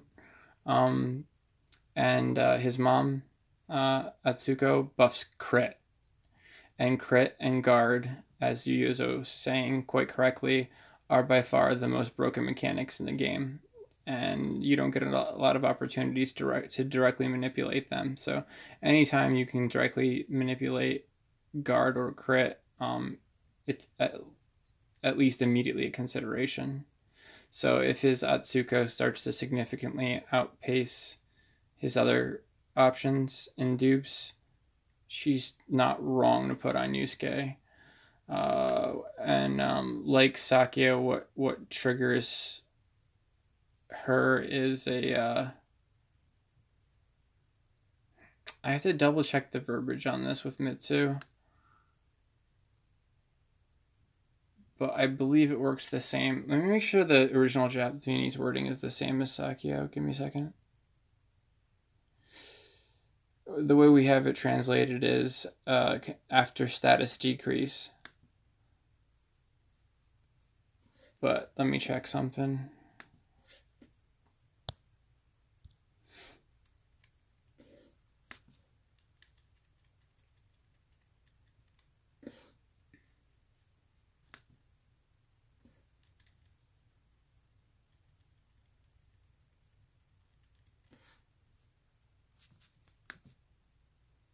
Okay, it's worded the same. Status is kind of confusing. And I'm gonna lobby to Mitz that we maybe change it to stat or attribute. Cause like getting a status condition doesn't trigger them, like getting blinded or poisoned or whatnot. It has to be an ability that actually lowers one of your statistics to trigger them. So yeah. Okay. I think we pretty well covered that account. Does anyone feel like I somehow haven't covered anything relevant to this account? Otherwise, we'll move on now. Okay, and now we're moving on to the folks that I haven't had a chance to help at all yet. So, and obviously with each account that we look at, just by virtue of the amount of things that have already come up, I'll have less mechanics and whatnot to discuss. So, obviously, the first consideration is letter grade. So we're gonna look. Okay, he's got an F Genkai. She's good. Now, does he have an SP team? Okay. Suzaku is SP. The blue ninja, I can't think of the name of his SP. Suzuki is a secondary SP. Karasu is... Ooh. You have the makings of a, at least early variants of one of the most potentially degenerate team builds in the game. And I would so try it out if I were you. I would definitely make this one of my builds. Okay. So, Toya, thank you. Don't be Toya-ing with me. I'm so tired. I apologize. Taking the new 5-star Heart Suzaku and putting him up front with 2 solid tanks is so degenerate in so many ways. Okay, we've already had like multiple 15-minute dissertations from me on why Kurama and Suzuki are both individually such good tanks and why they work so well together. But then if you put them up front with Suzaku buffs the guard on his column, okay? Guard is getting broken. So just add that on top of everything else that you already know and that we've already discussed about Kurama and Suzuki. That is insane, okay?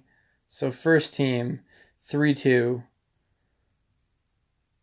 Kurama, Suzaku, Suzuki up front, not in that order. Suzuki has a row SP buff, so since our back row has an empty, our back column has an empty middle, we want to run Suzaku on either the top or the bottom. So, that's largely up to you. For the sake of argument, unless I think of some reason not to do it that way, I would do let's just say Suzaku top, Suzuki middle, and Kurama bottom. I might change that once we figure out the back row, but just give me a second.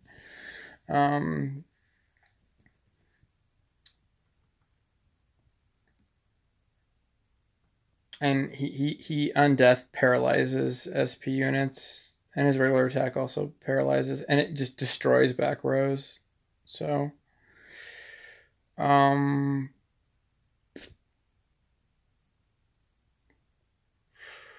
okay, so we would either put Toya, who I just don't think is good enough to run, at least at the same level versus anybody else.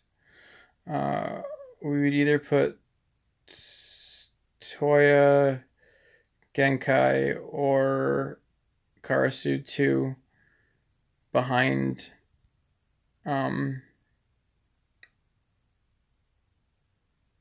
Suzaku, because we want them to get the SP buff.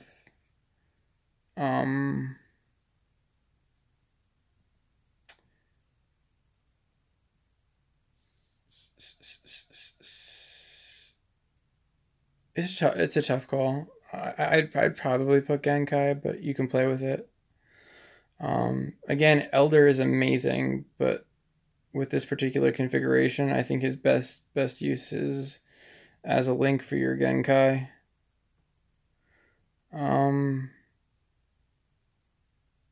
But again, you typically want to take your most damaging unit. And I don't remember. Is this account one of the folks that's watching now? Let me bring...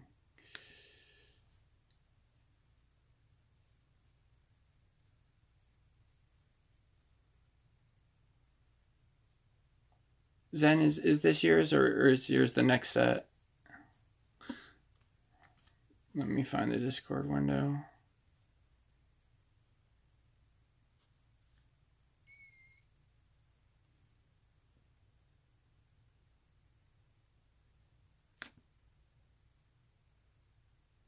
No, because you sent yours were sent from the page that shows all units, including ones you don't have. So this must be...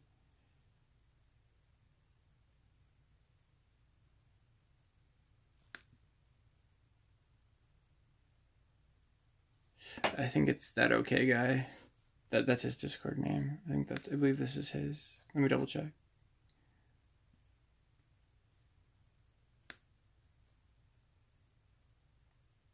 Yeah, this is his. And I think he's the one that just got his first link. And he did ask if he should link Genkai, and I said probably not, because typically, especially your first link, you want to be your primary DPS. But with this particular team...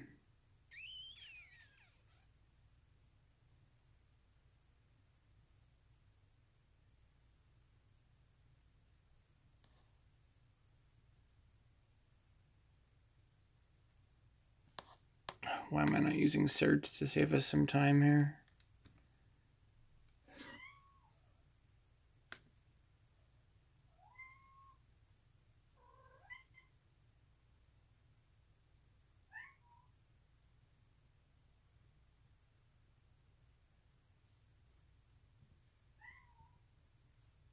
Why is it not coming up?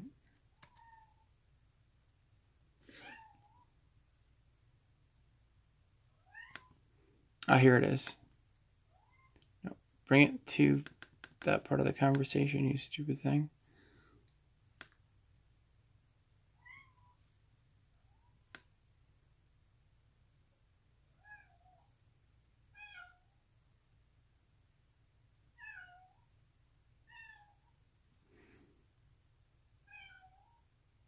Yeah. Oh, and he had some confusion too. For anyone that doesn't know, let me pop back to the game bit. And just to keep myself awake, I may also just do a little bit of play as well, if no one minds. But yeah, links are only purchasable from this shop here. It's the soul shop, which you get the little silver M coins or crown coins for here. And the only items available in that shop is this item here that opens a link, and tickets. And so far, the 5-star and 4-star ticket is a one-off. I got them pretty early. They've yet to recharge. But unless you summon like I do, don't get the 5-star or the 4-star ticket.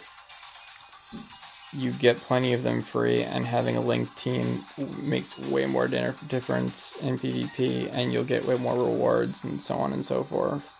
At the very least, you want to have like at least one fully linked team before you even consider the 5-star ticket. And yeah, you get that by selling souls. There's also one daily, and that's for upgrading a character, like spending some experience on them or level breaking them or blah blah blah. Spending some sort of resource on a character. That gives you like 5 of the coins, but other than that, you have to sell souls. Actually, I can still see how many it is, even though mine's done for the day. It's this daily right here.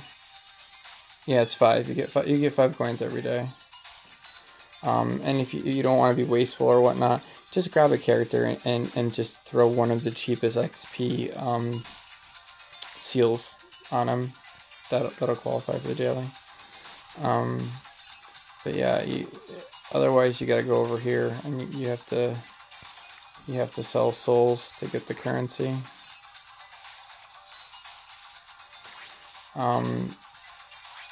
You can safely sell everything that's 3-star or less.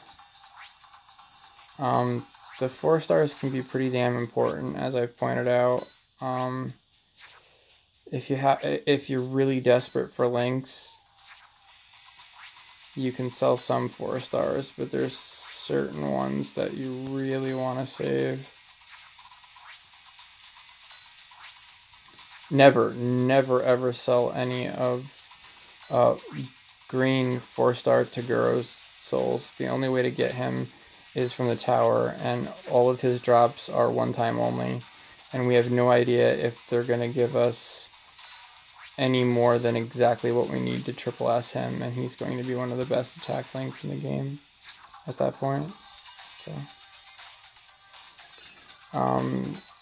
let's look at wrong one. Alright, 4 stars that you want to try to keep. Okay. Shotgun Yusuke. Masked Genkai. Chu. Depending on taste and reasoning, the Yin Hie, but it's not strictly necessary unless you already have a team in mind for him. Gamma, but only if you're trying to build the Silence Immune Hie.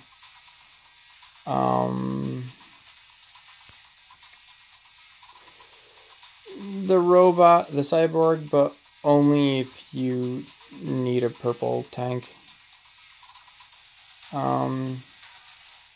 This guy, who's the guy I was talking about earlier, because he seals, and he's a good tank.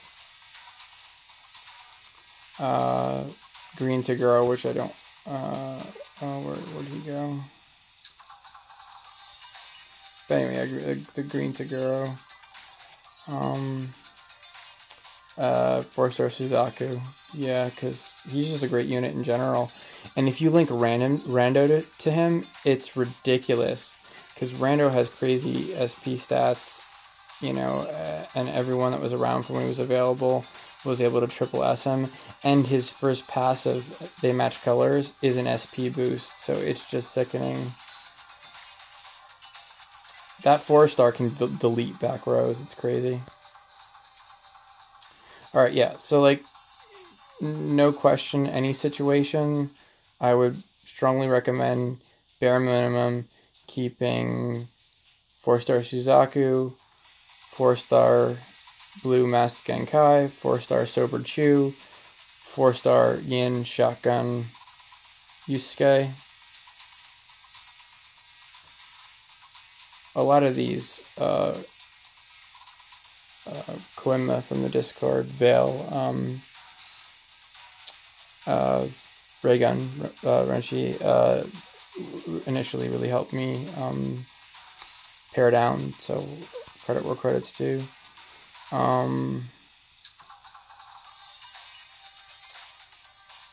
Those are like your automatics. Like, I wouldn't sell souls for any of those guys until they're triple S.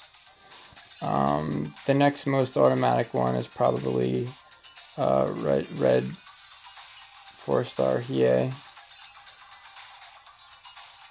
And then Purple 4-star Hiei is kind of entirely dependent on whether you have a use for him.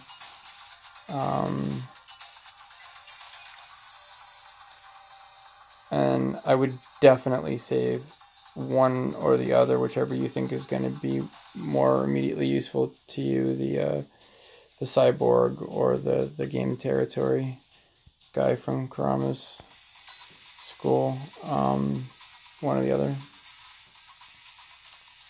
I mean, all the 4-stars have their uses. A lot of them are going to be the best links that you can get, but the rest of them you can kind of safely sell. And then once the other ones are maxed out, you can sell them. I hope that helps. But yeah, just to give you an idea. And I bought this link purely to answer a question and show something to somebody. That's how dedicated I am to the stream. But yeah, if you look at it, it's ridiculous. Where is he?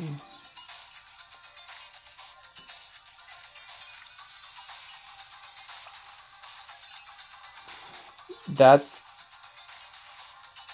4-star Yen Suzaku with 4-star Rando on him, and that passive there is giving him 15% SP 100% of the time, all the time, on top of the numbers you see. Just let that sink in. Anyway. Alright. Hopefully you'll bear with me for a minute, and I'm going to do a couple more PvP battles of my own, because I'm recharged. And now I just want to shift gears for a moment, so I stay as fresh as I can.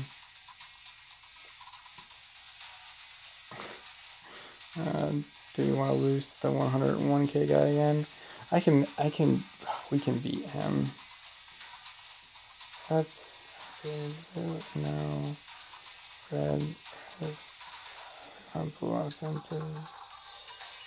Go to game character. Let me look at my team real quick.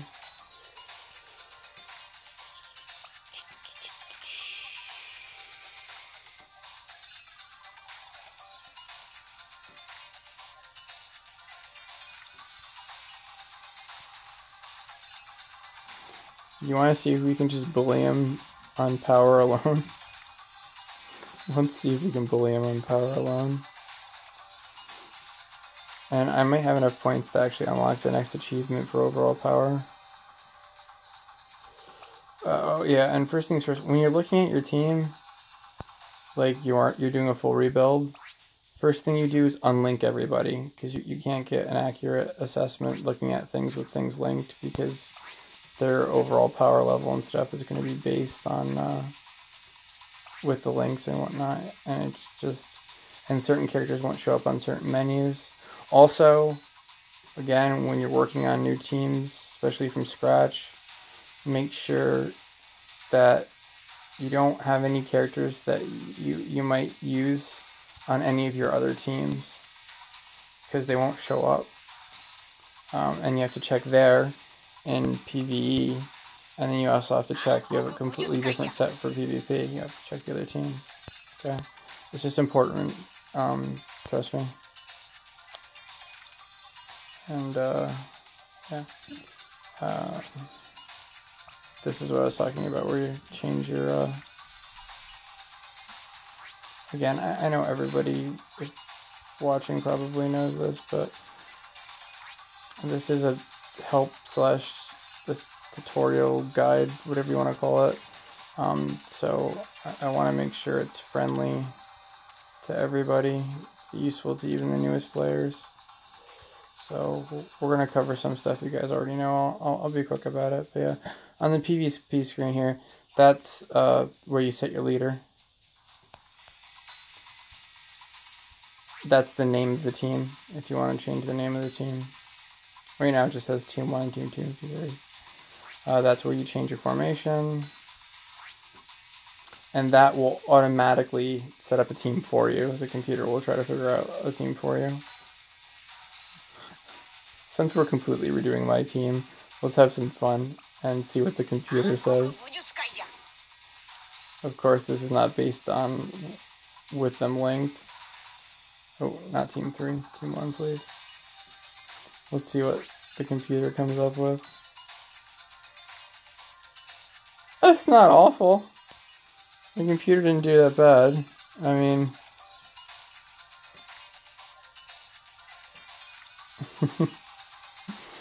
Anyway. Okay. Let's get serious. He said that she said it was later.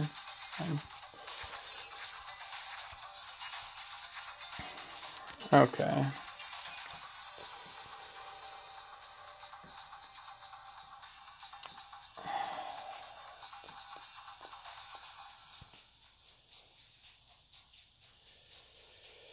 I really don't want to use Chu because he's not developed and he's also B rank, even though he's so duped out power-wise. And Elder is just so good. I'd really like to use Hiei over Karasu, but just S versus A. I'd also like to actually use a freaking tank, a real one, but my Kurama is hurting. Oh, I can at least finish one of his important abilities.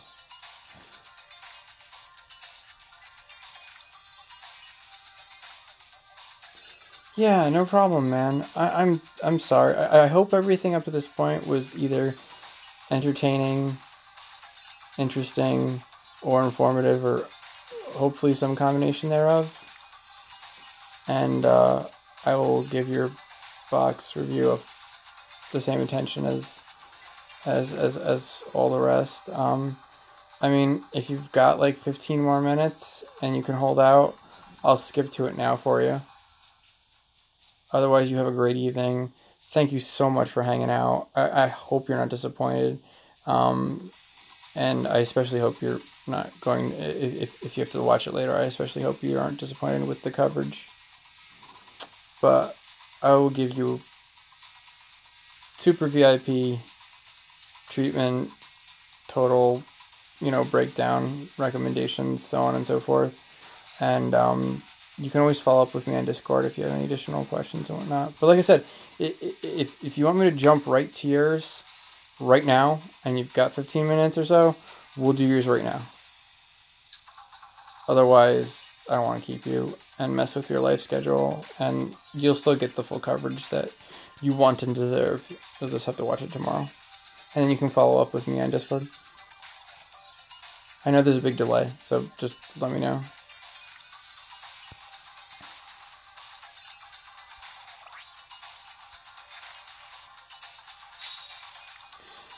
Now, since the scrolls are a limited resources, the 4-star scrolls, we right now get one set from the character event we get every month that I was talking about for the last 2 weeks of the month.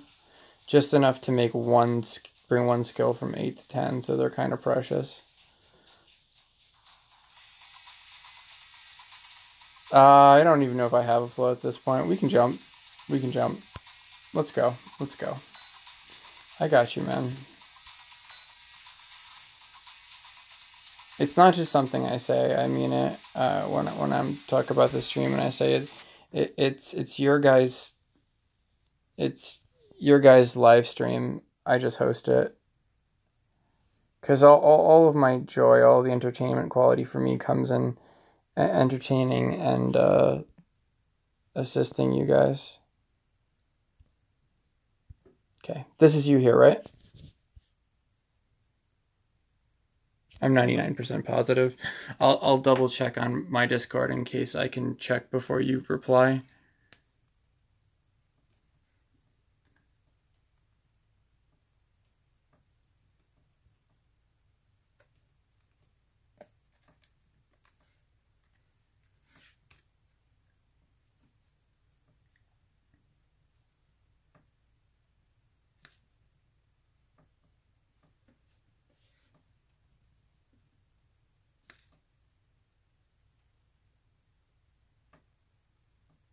Yeah, this is you. All right, cool.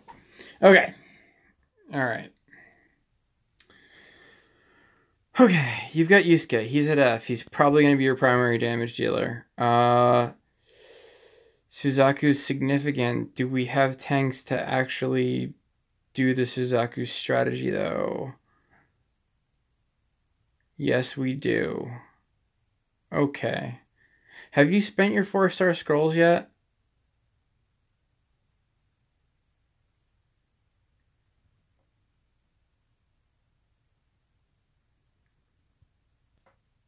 Have you been playing long enough to get both sets of 4-star scrolls? And if so, have you spent both yet?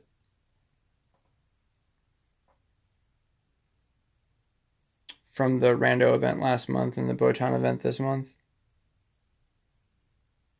It's particularly important for my next set of advice.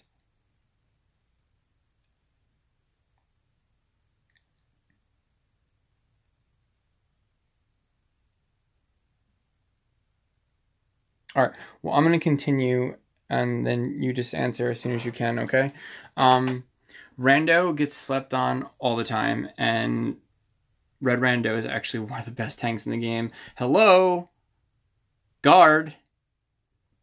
Broken. Okay. Okay. All right. This is what you want to do then. No.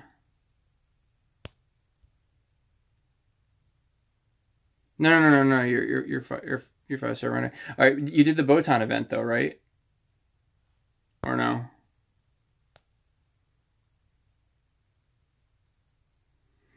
You still have until some point on the 31st. So I don't know. You need to go to sleep. Hopefully you, excuse me. Hopefully you got the 4-star scrolls of each color from the Botan event. Anyway, okay. Oh yeah. Oh, this is gonna be a fun team. Okay. All right. All right. And you haven't spent them yet?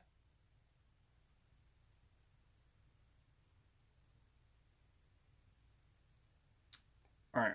We're gonna go towards for long-term value. Power level and the fact that Yusuke is already beef enough at F, even at 8 out of 10 with his skills, and with the orbs from the orbs, the swirls, whatever the hell you want to call them, the materials that power up the I think it directly translates as rings. With the rings you get from the Hiei event, you can 10 out of 10 is special, which is more important than his ability, which is situational. I always try to raise abilities that are static versus situational first. Okay, so here's what we're going to do. All right. And I don't have quite the right units, but I can even try to build an equivalent for it on my account so I can show you. Okay. All right. Rando up front. Okay, we're going 3-2, I think. Okay, 3-2. Rando up front. Take your red scrolls, the 4-star ones that you only have one set of. Okay. And you can ask Yu what a nightmare he is when you do this if anyone doesn't want to take my word for it. I mean, again, guard is so broken. Okay, main units. I got you. We're going to get this locked down. Okay, I'm not going to go over variations as much, and we're just going to kind of try to come up with the most degenerate overall team for you to work from, and then I'll throw you some tweaks and options, and then from there we can Discord it, because I know you're time sensitive here. Okay, all right.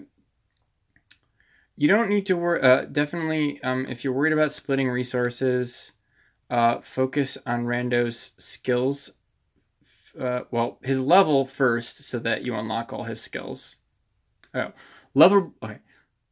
Focus on level breaking Rando, so you're able to level him up all the way. at least to 50. Don't worry about 60 yet, but at least level break Rando to 50. Level him up to 50. Okay, and then you want to focus on his skills. With defensive characters, you're more focused on their skills. Their specials are less important. Even after the AI changes, Rando still tends to overly focus on his paralyzed move, which is kind of inconsistent and rarely uses a hate fish, and hate fish just doesn't do a whole lot of damage. Okay, so here, and then here's our priority for skills. Okay. And we're going to level him first so we have all of the skills open. Hopefully you follow this far. Why is this not scrolling? Scroll, you bitch. Hello? Does the skill menu not scroll right now? Ugh, stupid. I'm on a MacBook Air, so I don't have a legit page down. I have to use the function key. Well, I know what they are anyway, so I need to look at it. Okay. Okay. So the first thing you're going to do is you're going to take his third ability, which is typically the first ability that you at least want to consider raising to 10 on any character because it's their most unique ability. The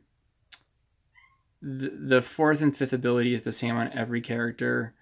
Their first ability tends to be somewhat underwhelming, and a lot of times their second ability does too. And although there's a lot more variance in the first and second abilities than the fourth and fifth, which are the same for everybody, there's not a lot of variance, and a lot of them aren't great. Okay, so you're gonna level break him to the point where his max level is at least 50, which will open up all his skills. Okay, first thing you're going to do is you're going to take his Imitation Genius, his third skill, and you're going to pump that mofo up to 10 out of 10, and you're going to use those red scrolls because they're not doing you anything in your inventory. And Red Rando with either a reviver or a healer support on him and 10 out of 10 in Imitation Genius is a fucking nightmare.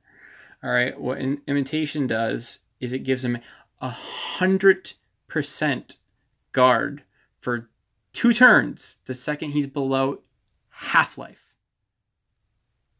And he's a tank. He's not going to die to 1 hit. Okay? Having that at 10 out of 10 is 100%, 2 turns, 100% chance, 100% guard, 2 turns. And he just needs to drop to 50 HP or lower. And he doesn't lose the buff if he heals it back. Because it's just a trigger, it's not a condition. I'm 90% sure of that. I will have to double check it later, but yeah. Okay, so get him to 50. Unlock all of them. You get Imitation Genius. You level him all the way up to 50. Unlock all his skills. Get Imitation Genius up to 10 out of 10. Okay? Then he's your tank, okay? Hold on, I have to compare numbers, and the thing doesn't want to scroll. I gotta bounce back for a second and see which is a slightly higher priority. Because he actually does have a first good skill.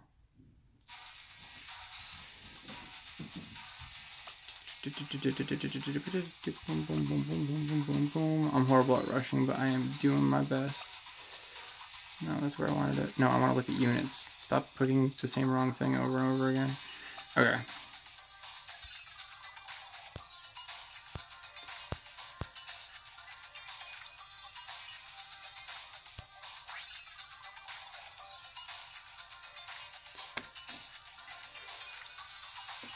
Let me look at it on my phone so I can tell. I don't know why it's not scrolling on my laptop, and I'm not going to waste time dealing with it right now. Should be the window I had open. Surprise porn! No, just kidding. This is our wonderful database that I keep talking about. Okay, yeah, so these less important for tanks, especially him. Obviously, eventually you want to max out, completely max out your main units, but the skills are way more important than tanks. Okay. These last two don't unlock until 40 and 50 respectively, and the last one is important for a tank, so okay. Attack damage. That's all damage. Okay. All right. We're going to get Imitation Genius right here up to 10 first, and then we're going to get damage reduction. I mean, you can probably do most of this all at once. I'm just prioritizing in case you can't, and to help other people with the resources. You're going to get damage reduction, which is the one you need to be level 54, up to 8. That's as high as you can go without 4-star scrolls, and you only have one set. So, and that'll reduce all the damage he takes by 20% all the time. All damage. And that's why we're prioritizing it over attack damage resistance, which is still good, but it doesn't help against SP-based attacks, which are some of the more devastating in the game. All right. Then you're going to get, again, his job is to just soak damage, so we're going to get his attack damage resistance up all the way.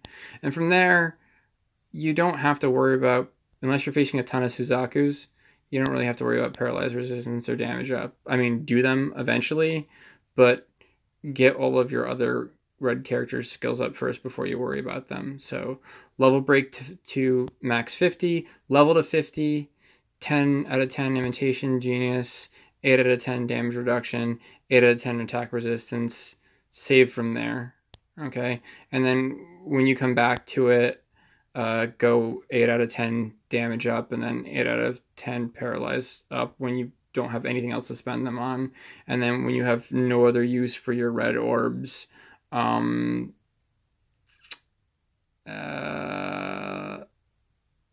Hate Fish is more consistent, and he's using it more. I mean, because it always does damage. Not a lot, but it always does damage. And it is a row attack.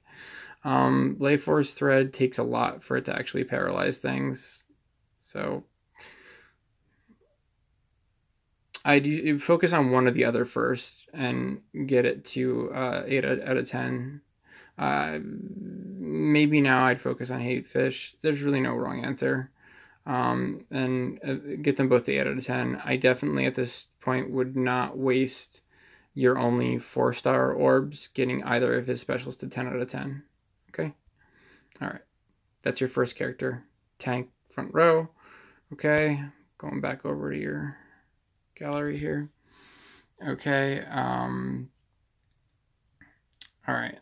And okay. We're gonna run Suzaku front row. Because you're probably low enough in league, you're just starting out. It shouldn't matter that he's G. And it's so degenerate with what we're going to be able to run. So, and again, you want Suzaku, since we're running a 3 front, 2 rear, you want Suzaku to either be top or bottom because he row buffs.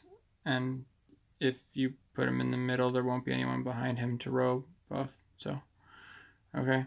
So, and it looks like we're going for red heavy team somewhat anyway. Okay, so all right. So Rando either center or bottom, Suzaku either top or middle in the front. And for our third, I'm pretty sure it's okay. For our third, you can either go with Suzuki or you can go with Elder. It just really depends on which works better for you. And play around with it, see how it works. We've talked about all the things that make Suzuki so great. And Elder is a slightly higher tier character in general.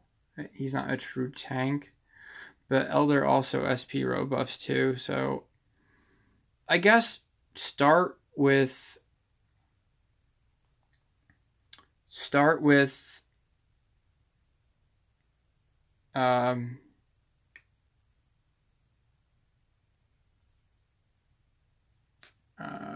blanked for a second.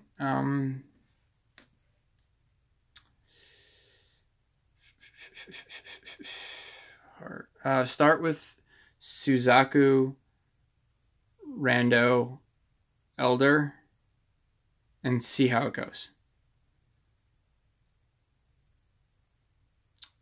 Based on everything we discussed, you should be able to tell pretty quickly whether you need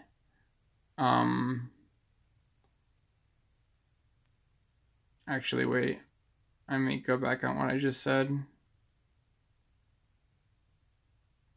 because you have better links for the other. Yeah, no. Okay. No. Okay. We're gonna go your choice, but yeah, Suzaku either top or bottom, and then Rando either mid or whichever spot Suzaku isn't, and then Suzuki. Okay, that's your front row. All right, and then for Suzuki,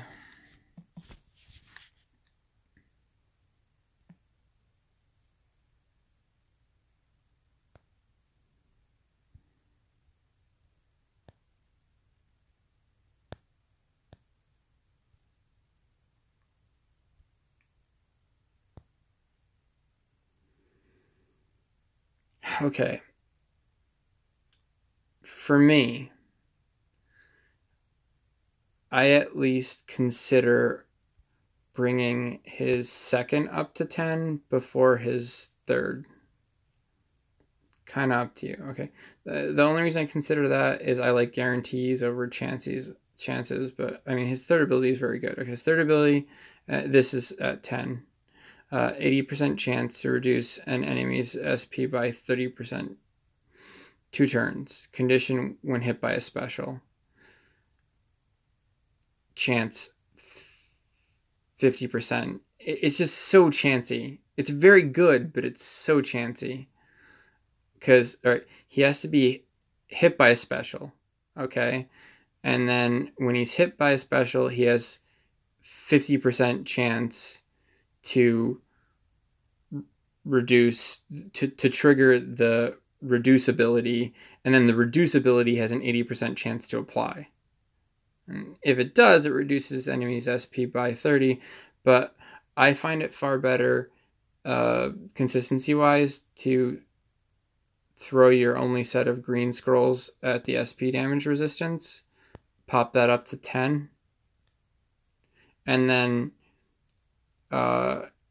in a different move for a tank, we're actually going to focus on a special, and you can focus on his Rainbow Cyclone or his Body of Steel, because they're both defensive specials.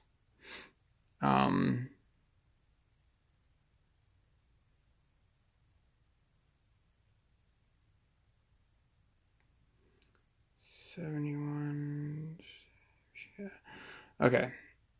And I would do, okay, level break him to 50, level him up to 50, get his SP damage resistance skill up to 10, get his 7 colored yokai up to 8, get his damage reduction up to 8, and then come back to him once you're sure you don't need scrolls for anything else. And then at that point, go damage reduction, damage up 8, and poison resistance 8. Okay? And then, but once you're done with the initial set of skills, I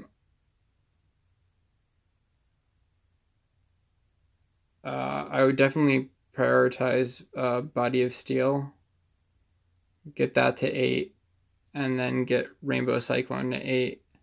And then let's wait and see what your green DPS looks like before we decide whether we're going to use your limited 4-star materials to 10 out of 10 any of them. All right, so that's your front row and your prioritizations.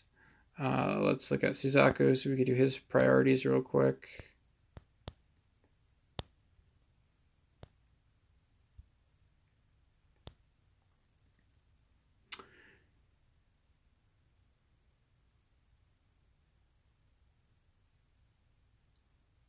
If you use 4-star red orbs on a non-DPS character, it's Suzaku and it's ability 1, because remember, guard is broken, and your rando also has a guard effect. And at 10 out of 10, boom, you get 100% guard on the entire column, your all 3 front units for 1 whole turn. Okay, and then his second one is great to get up to 8 out of 10. I mean, eventually 10 out of 10, obviously, but it's what makes him so degenerate when put in the front and paired with 2 tanks. Okay, it deals 90% SP damage to back row, which is not a small amount of damage considering he's an SP focused unit, and it has 50% chance to paralyze any SP unit, and the back line tends to usually be all SP damage dealers, so significant. Okay, skill wise, try to level break him to 50. We're already looking at multiple red units here, so if you have to conserve, you can probably get by to start by only level breaking him to 40. I'd really try to level break him to 50. Okay. And first, we're at a 10 out of 10 red scrolls, so we don't have anything to 10 out of 10 here, but first we'll 10 out of 10 his, we'll 8 out of 10 his on death paralyze ability, because that's his main thing. That's what makes him him. And honestly, you have a choice here, okay? Because Suzaku also has the guard ability, and Rando's guard ability is still good at 8 out of 10. You can either use your 4-star scrolls if we're using them on your front row, which I think for this particular team is the better use. You can either 10 out of 10 Roaring Thunder of Destruction or Rando's guard skill. Either Rando's, the priorities remain the same, but it's your choice whether you 10 out of 10 Suzaku's third or Rando's third. It's just Rando is one of your higher grade characters and is always a solid tank. We don't know how long Suzaku's going to be as good as he is for, so Rando might be the safer bet, but currently from an optimal perspective, you might get more out of 10 out of 10ing Roaring Thunder of Destruction than 10 out of 10ing Rando's third. It's up to you. But anyway, we're going to get Roaring Thunder of Destruction up to either 8 out of 10 or 10 out of 10 if we have 4-star scrolls left.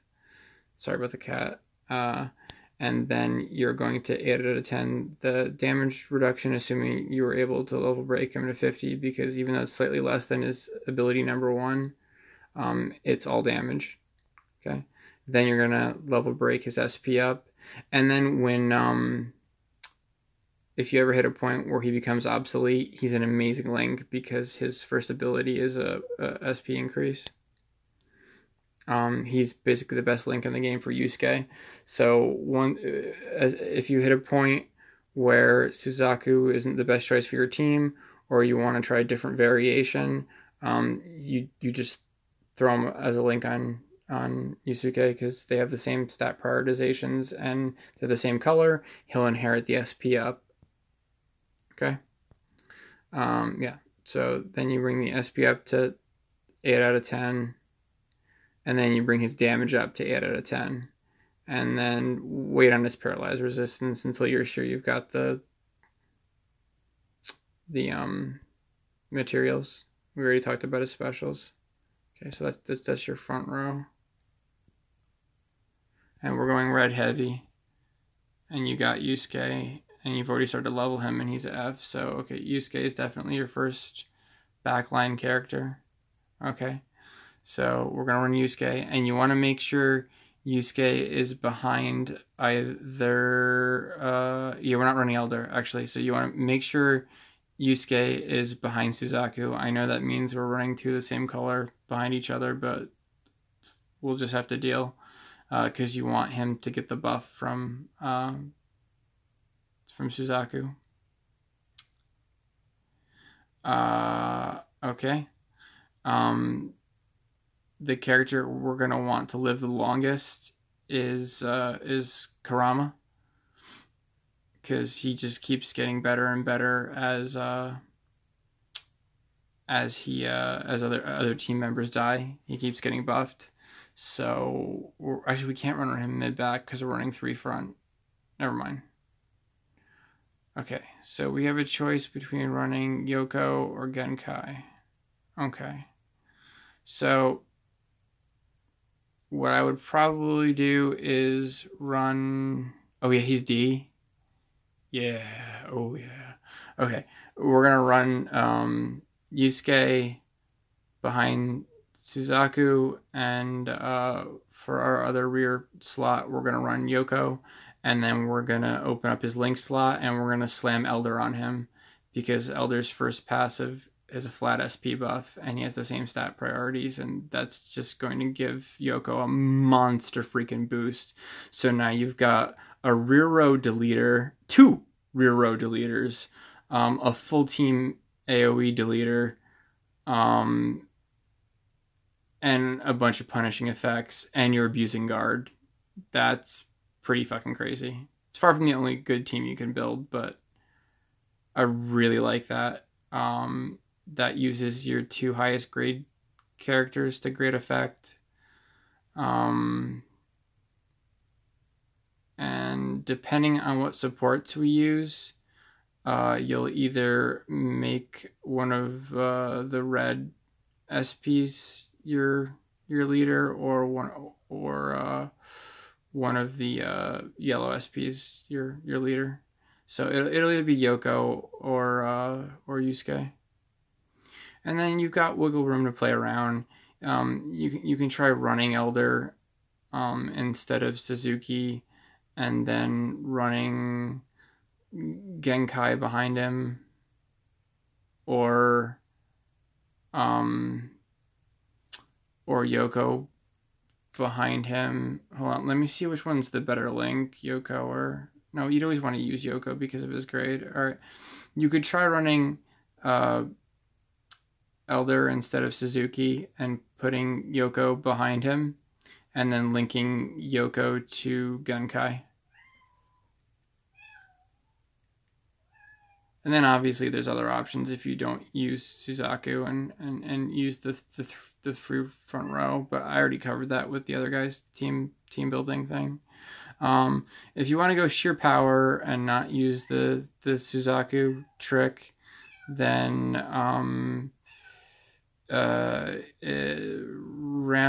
it's 2-3 rando front,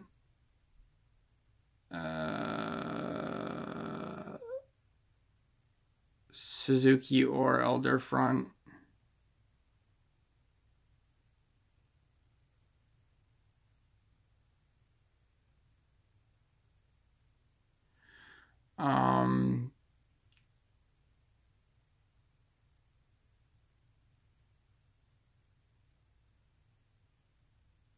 Yusuke, Yoko, and Karasu rear. I really wanted to use Genkai. You could run her front for the sacrifice play and get her buff.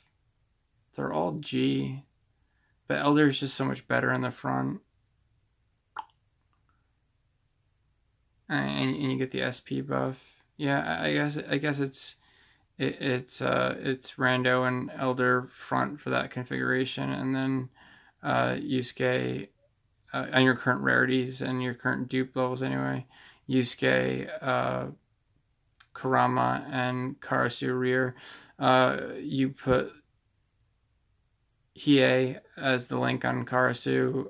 They have the same stat priorities, and both of their first passives are very good. Basically, whoever's more powerful you use as your fighter, unless they're really close, then you use Hiei because he's a bit more meta.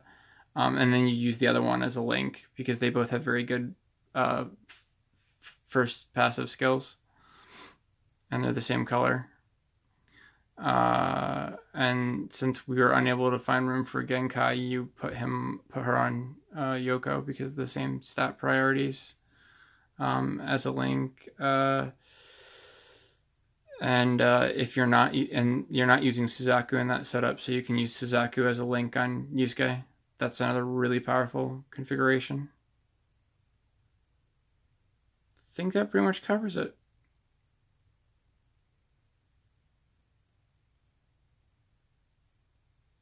Obviously, based on what I've already discussed and some of the things I've mentioned, I'm sure you can see other possible variations. But those are the two teams that I would consider and that I would start to play around with. The Suzaku 3-front team, and then the super power level focused team. Supports, sorry. It's awesome to see that you have the new support. He's just not going to be that helpful in this scenario because we're not really running attacks. Run Botan in the rear on either Yusuke or Yoko. Probably Yusuke.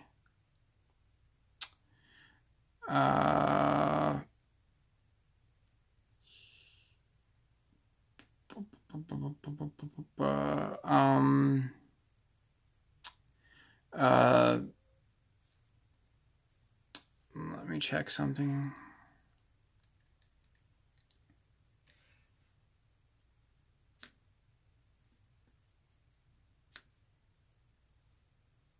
Yeah, Genkai's first ability is an SP pump, so putting her on Yoko will actually be a big boon to you, so you can definitely do that. Who do we link to Rando? Okay, alright, you want to put the 4-star Yin healer on Rando, short of having Teen Koima. So, what's her name? The other agent. Oh, it would help if I was under supports. I'm doing my very best. I apologize. Genuinely. 4-star Yin. I know her name. Ayame. Alright.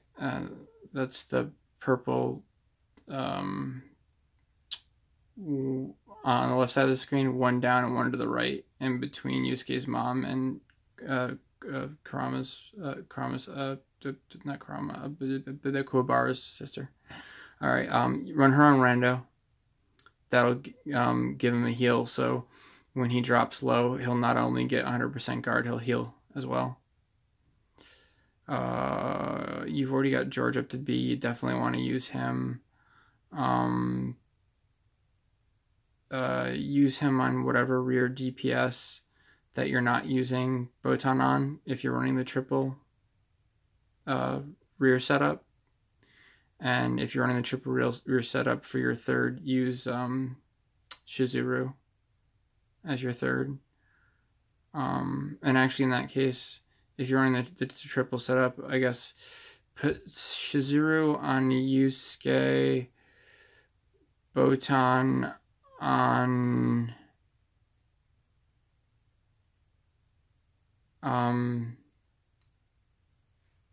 who's our other mid?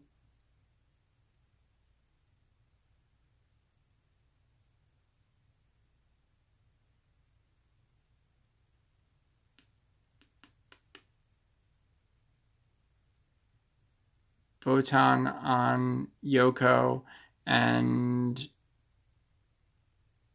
no. Yeah. Shizuru on Yusuke, Botan on Yoko, and George on Karasu 2 if you're doing the 3 rear. If you're doing the 3 front,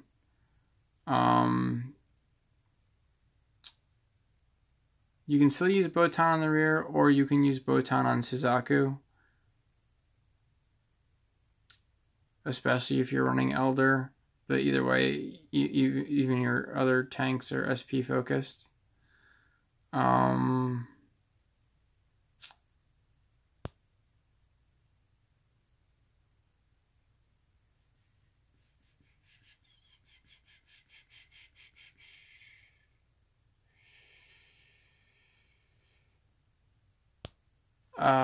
And run Pooh on Suzuki. So that he'll buff Rando and his defense when he drops to a certain point. So you'll have guard and defense buffs all around.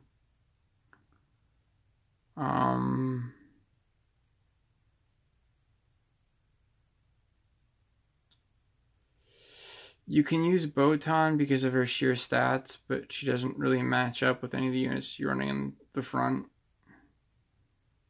I'd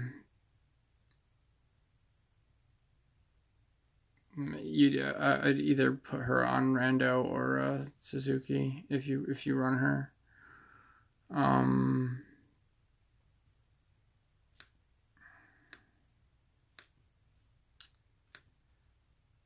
Kurama's Human Mother does have a flat defense boost. That's the 3-star green.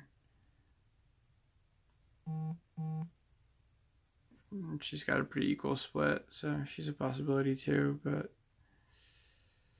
you're definitely running Pooh. And you're definitely...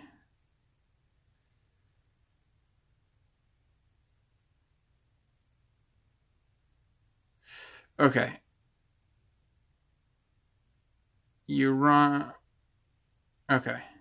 Yeah, with the 3 front, put...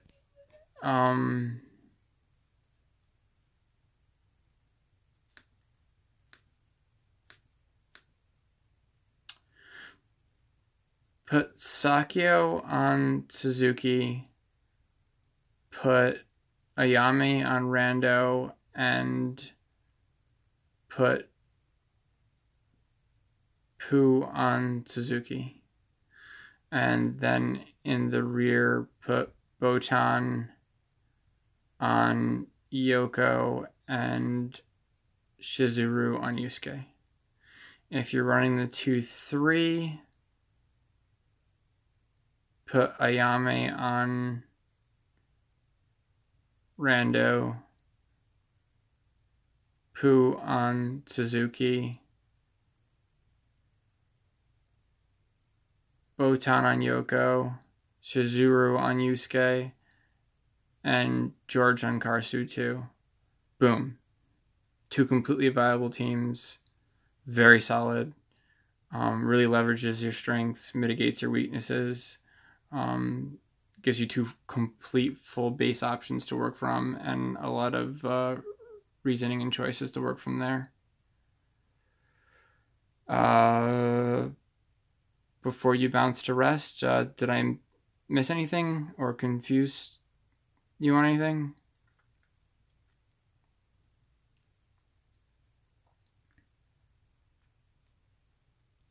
I'm going to pop back over and look at my account while I wait for the delay so you can respond. Assuming I haven't lost you yet and you fell asleep and you fell asleep. But I just want to make sure that you feel I've fully covered you.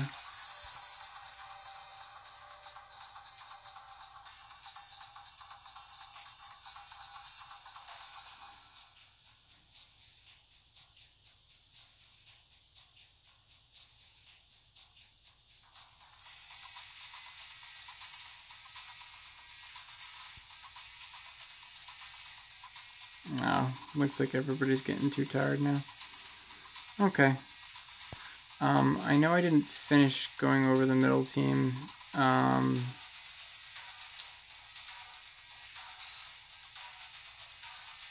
Okay, oh cool, you are still there, cool. Well, it's cool. Yeah, that's the great thing about it being a video, man. You didn't have to keep up 100% in the moment. You can replay it as much as you need to, and I'm not going anywhere. I'm still here for you to reflect on with. And then I do have to go back to that other fellow's team. I'm not going to worry about talking about my PvP team tonight because things are quiet now. But I guess we'll quickly finish focusing on that other team I was talking about. I don't want to leave anybody out, although he's probably pretty well covered between everything we just said for everybody else. I'm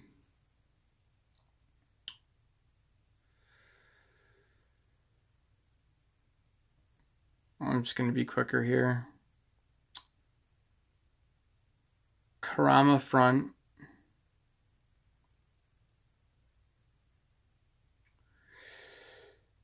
Either Elder or Genkai front for the sacrifice play? No. Oh, we got another Suzuki. I love my Suzuki. We got another Suzaku. Love my Suzakus. People have these great tanks. We want to make sure we use your Fs.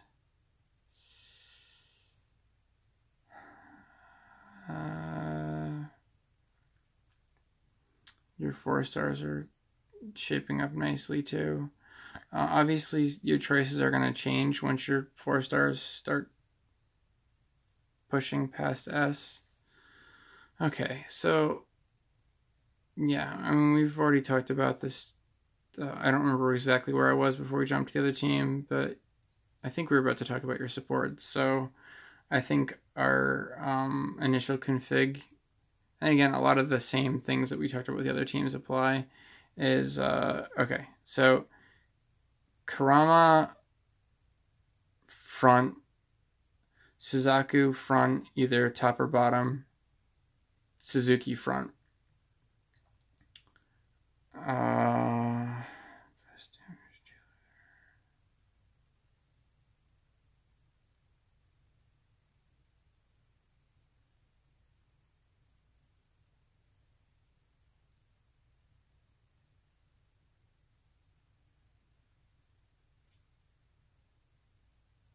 And if you feel so inclined, you can run Elder in place of Suzuki front, in which case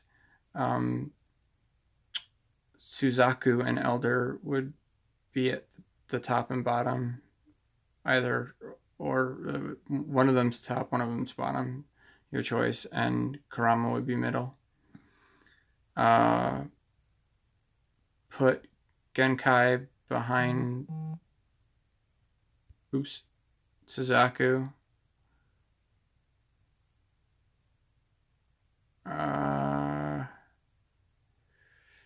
So she's getting the SP buff, or Elder if you're running Elder.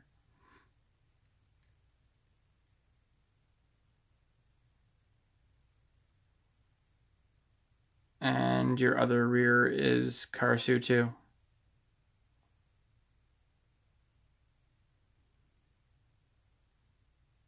Boom.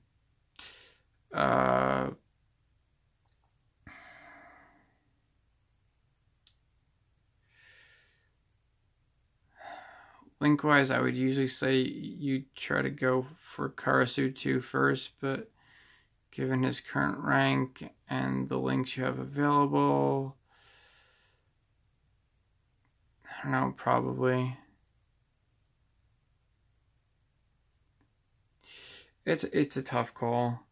Typically, you want to link your DPS first, your biggest DPS first, but I don't know. I'll give you a bunch of options for links, and you can decide. If you're going to try to do some testing before you do your first link, and once you figured out, you've seen if how well Karasu is performing offensively compared to Suzaku and Genkai. Suzaku doesn't tend to do a lot of damage.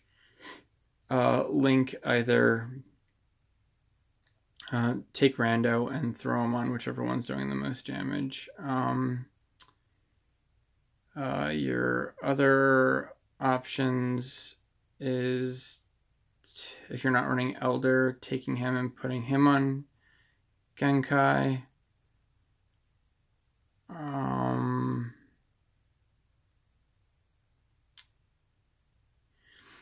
If you're running Suzuki and you want to make him a bit more punchy, you gotta run Suzaku. No, if you're not running Suzuki and your Suzuki is a bit too soft, you can link Suzaku to him. You can link Suzuki to him. Sorry.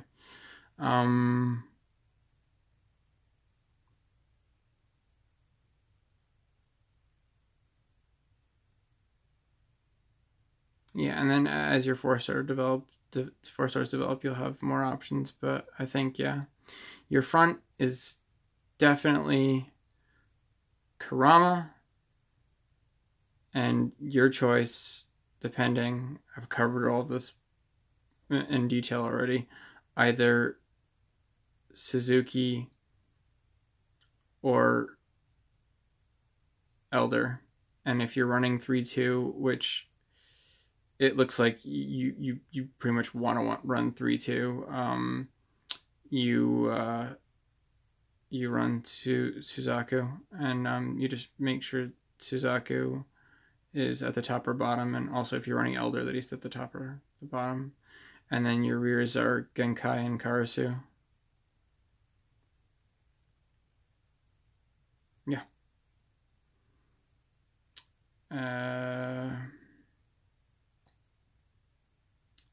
Chu is your best link for Kurama. Elder is your best link for Genkai, and vice versa. Depending on what you're looking for, rando, 4-star rando, Bowie, or Suzuki is your best link for Karasu. And depending on what you're looking for, Karasu or Bowie is your best link for Suzuki. Karasu and Suzuki have more in common because they're SP focused, but you might want to shore up the other character's attack or make them a little bit more hardy. If you link if you link Suzaku, you can try Jin. He's attack based. His first passive is a flat damage boost though, and Suzaku could most certainly use damage.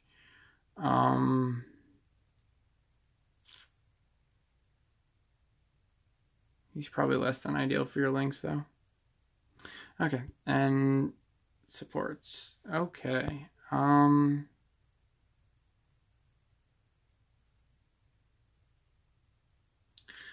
I have to test it. I haven't had the chance yet. But if Suzaku's on death effect is anything like Genkai's, it only works once per match. So even if you put Koema on him, his paralyze move will only trigger the first time he dies. If that's not the case, though, I will follow up and let you know, because the ability to potentially paralyze twice in one match definitely makes him a consideration for your Koema, who is largely considered to be the best support in the game.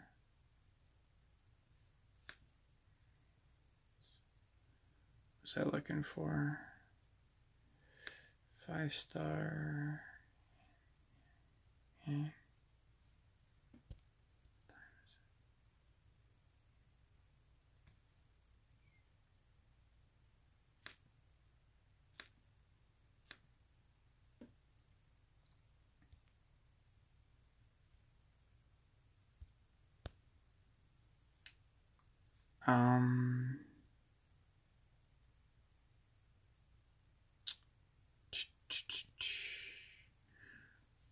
was looking to see if we already knew for sure whether...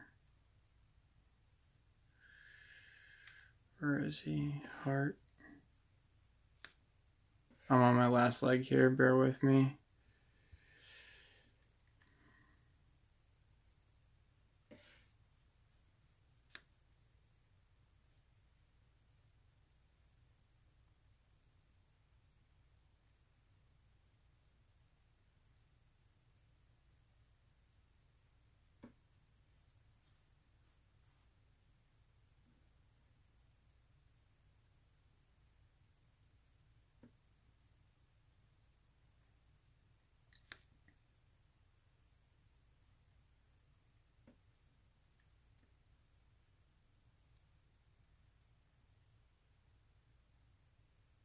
Yeah, it does specifically say one time.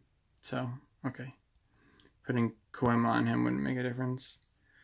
Alright, you're going to put your Koema on Elder if you're running him, or Kurama if you're not. Your 5-star Botan goes on either Karasu or Genkai.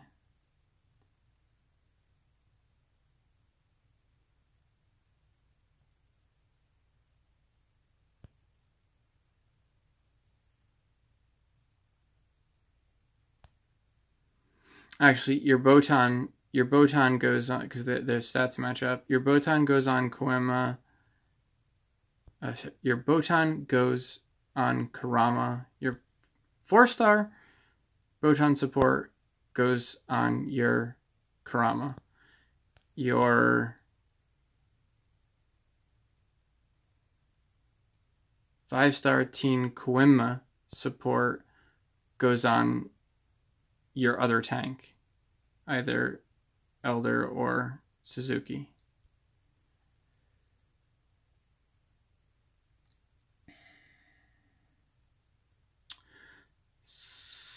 Suzaku.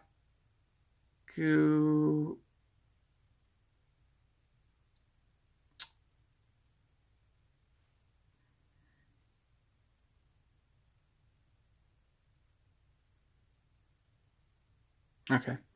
Suzaku gets Poo because he has a SP minor focus, and that way, as Suzaku starts to drop down, your whole front row will get defensive protection as well as the guard protection that Suzaku provides.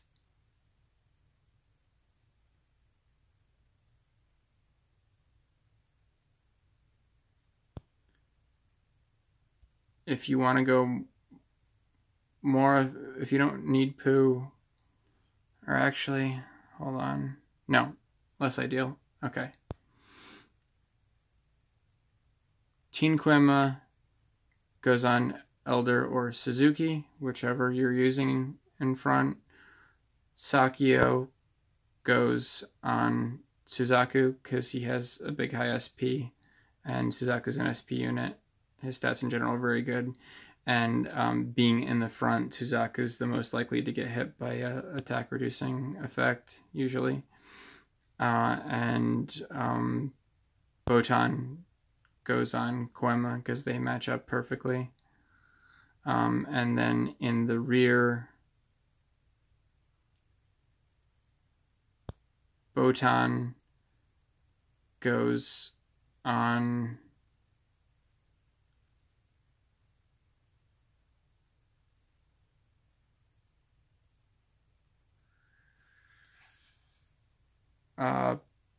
Botan goes on Genkai, and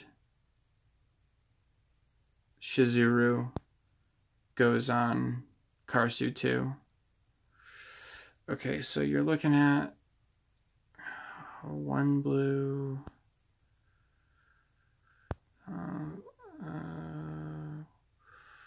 1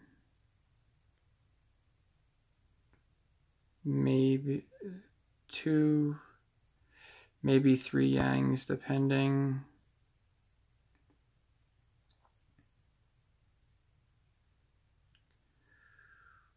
One,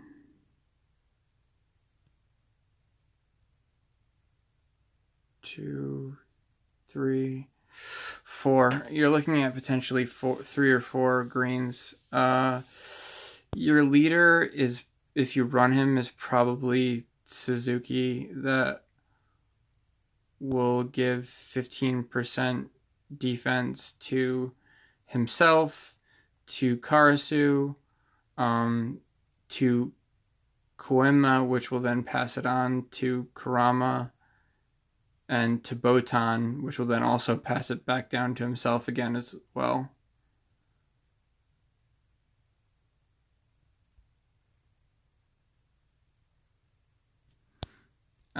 If you do run Elder, then you can consider making your main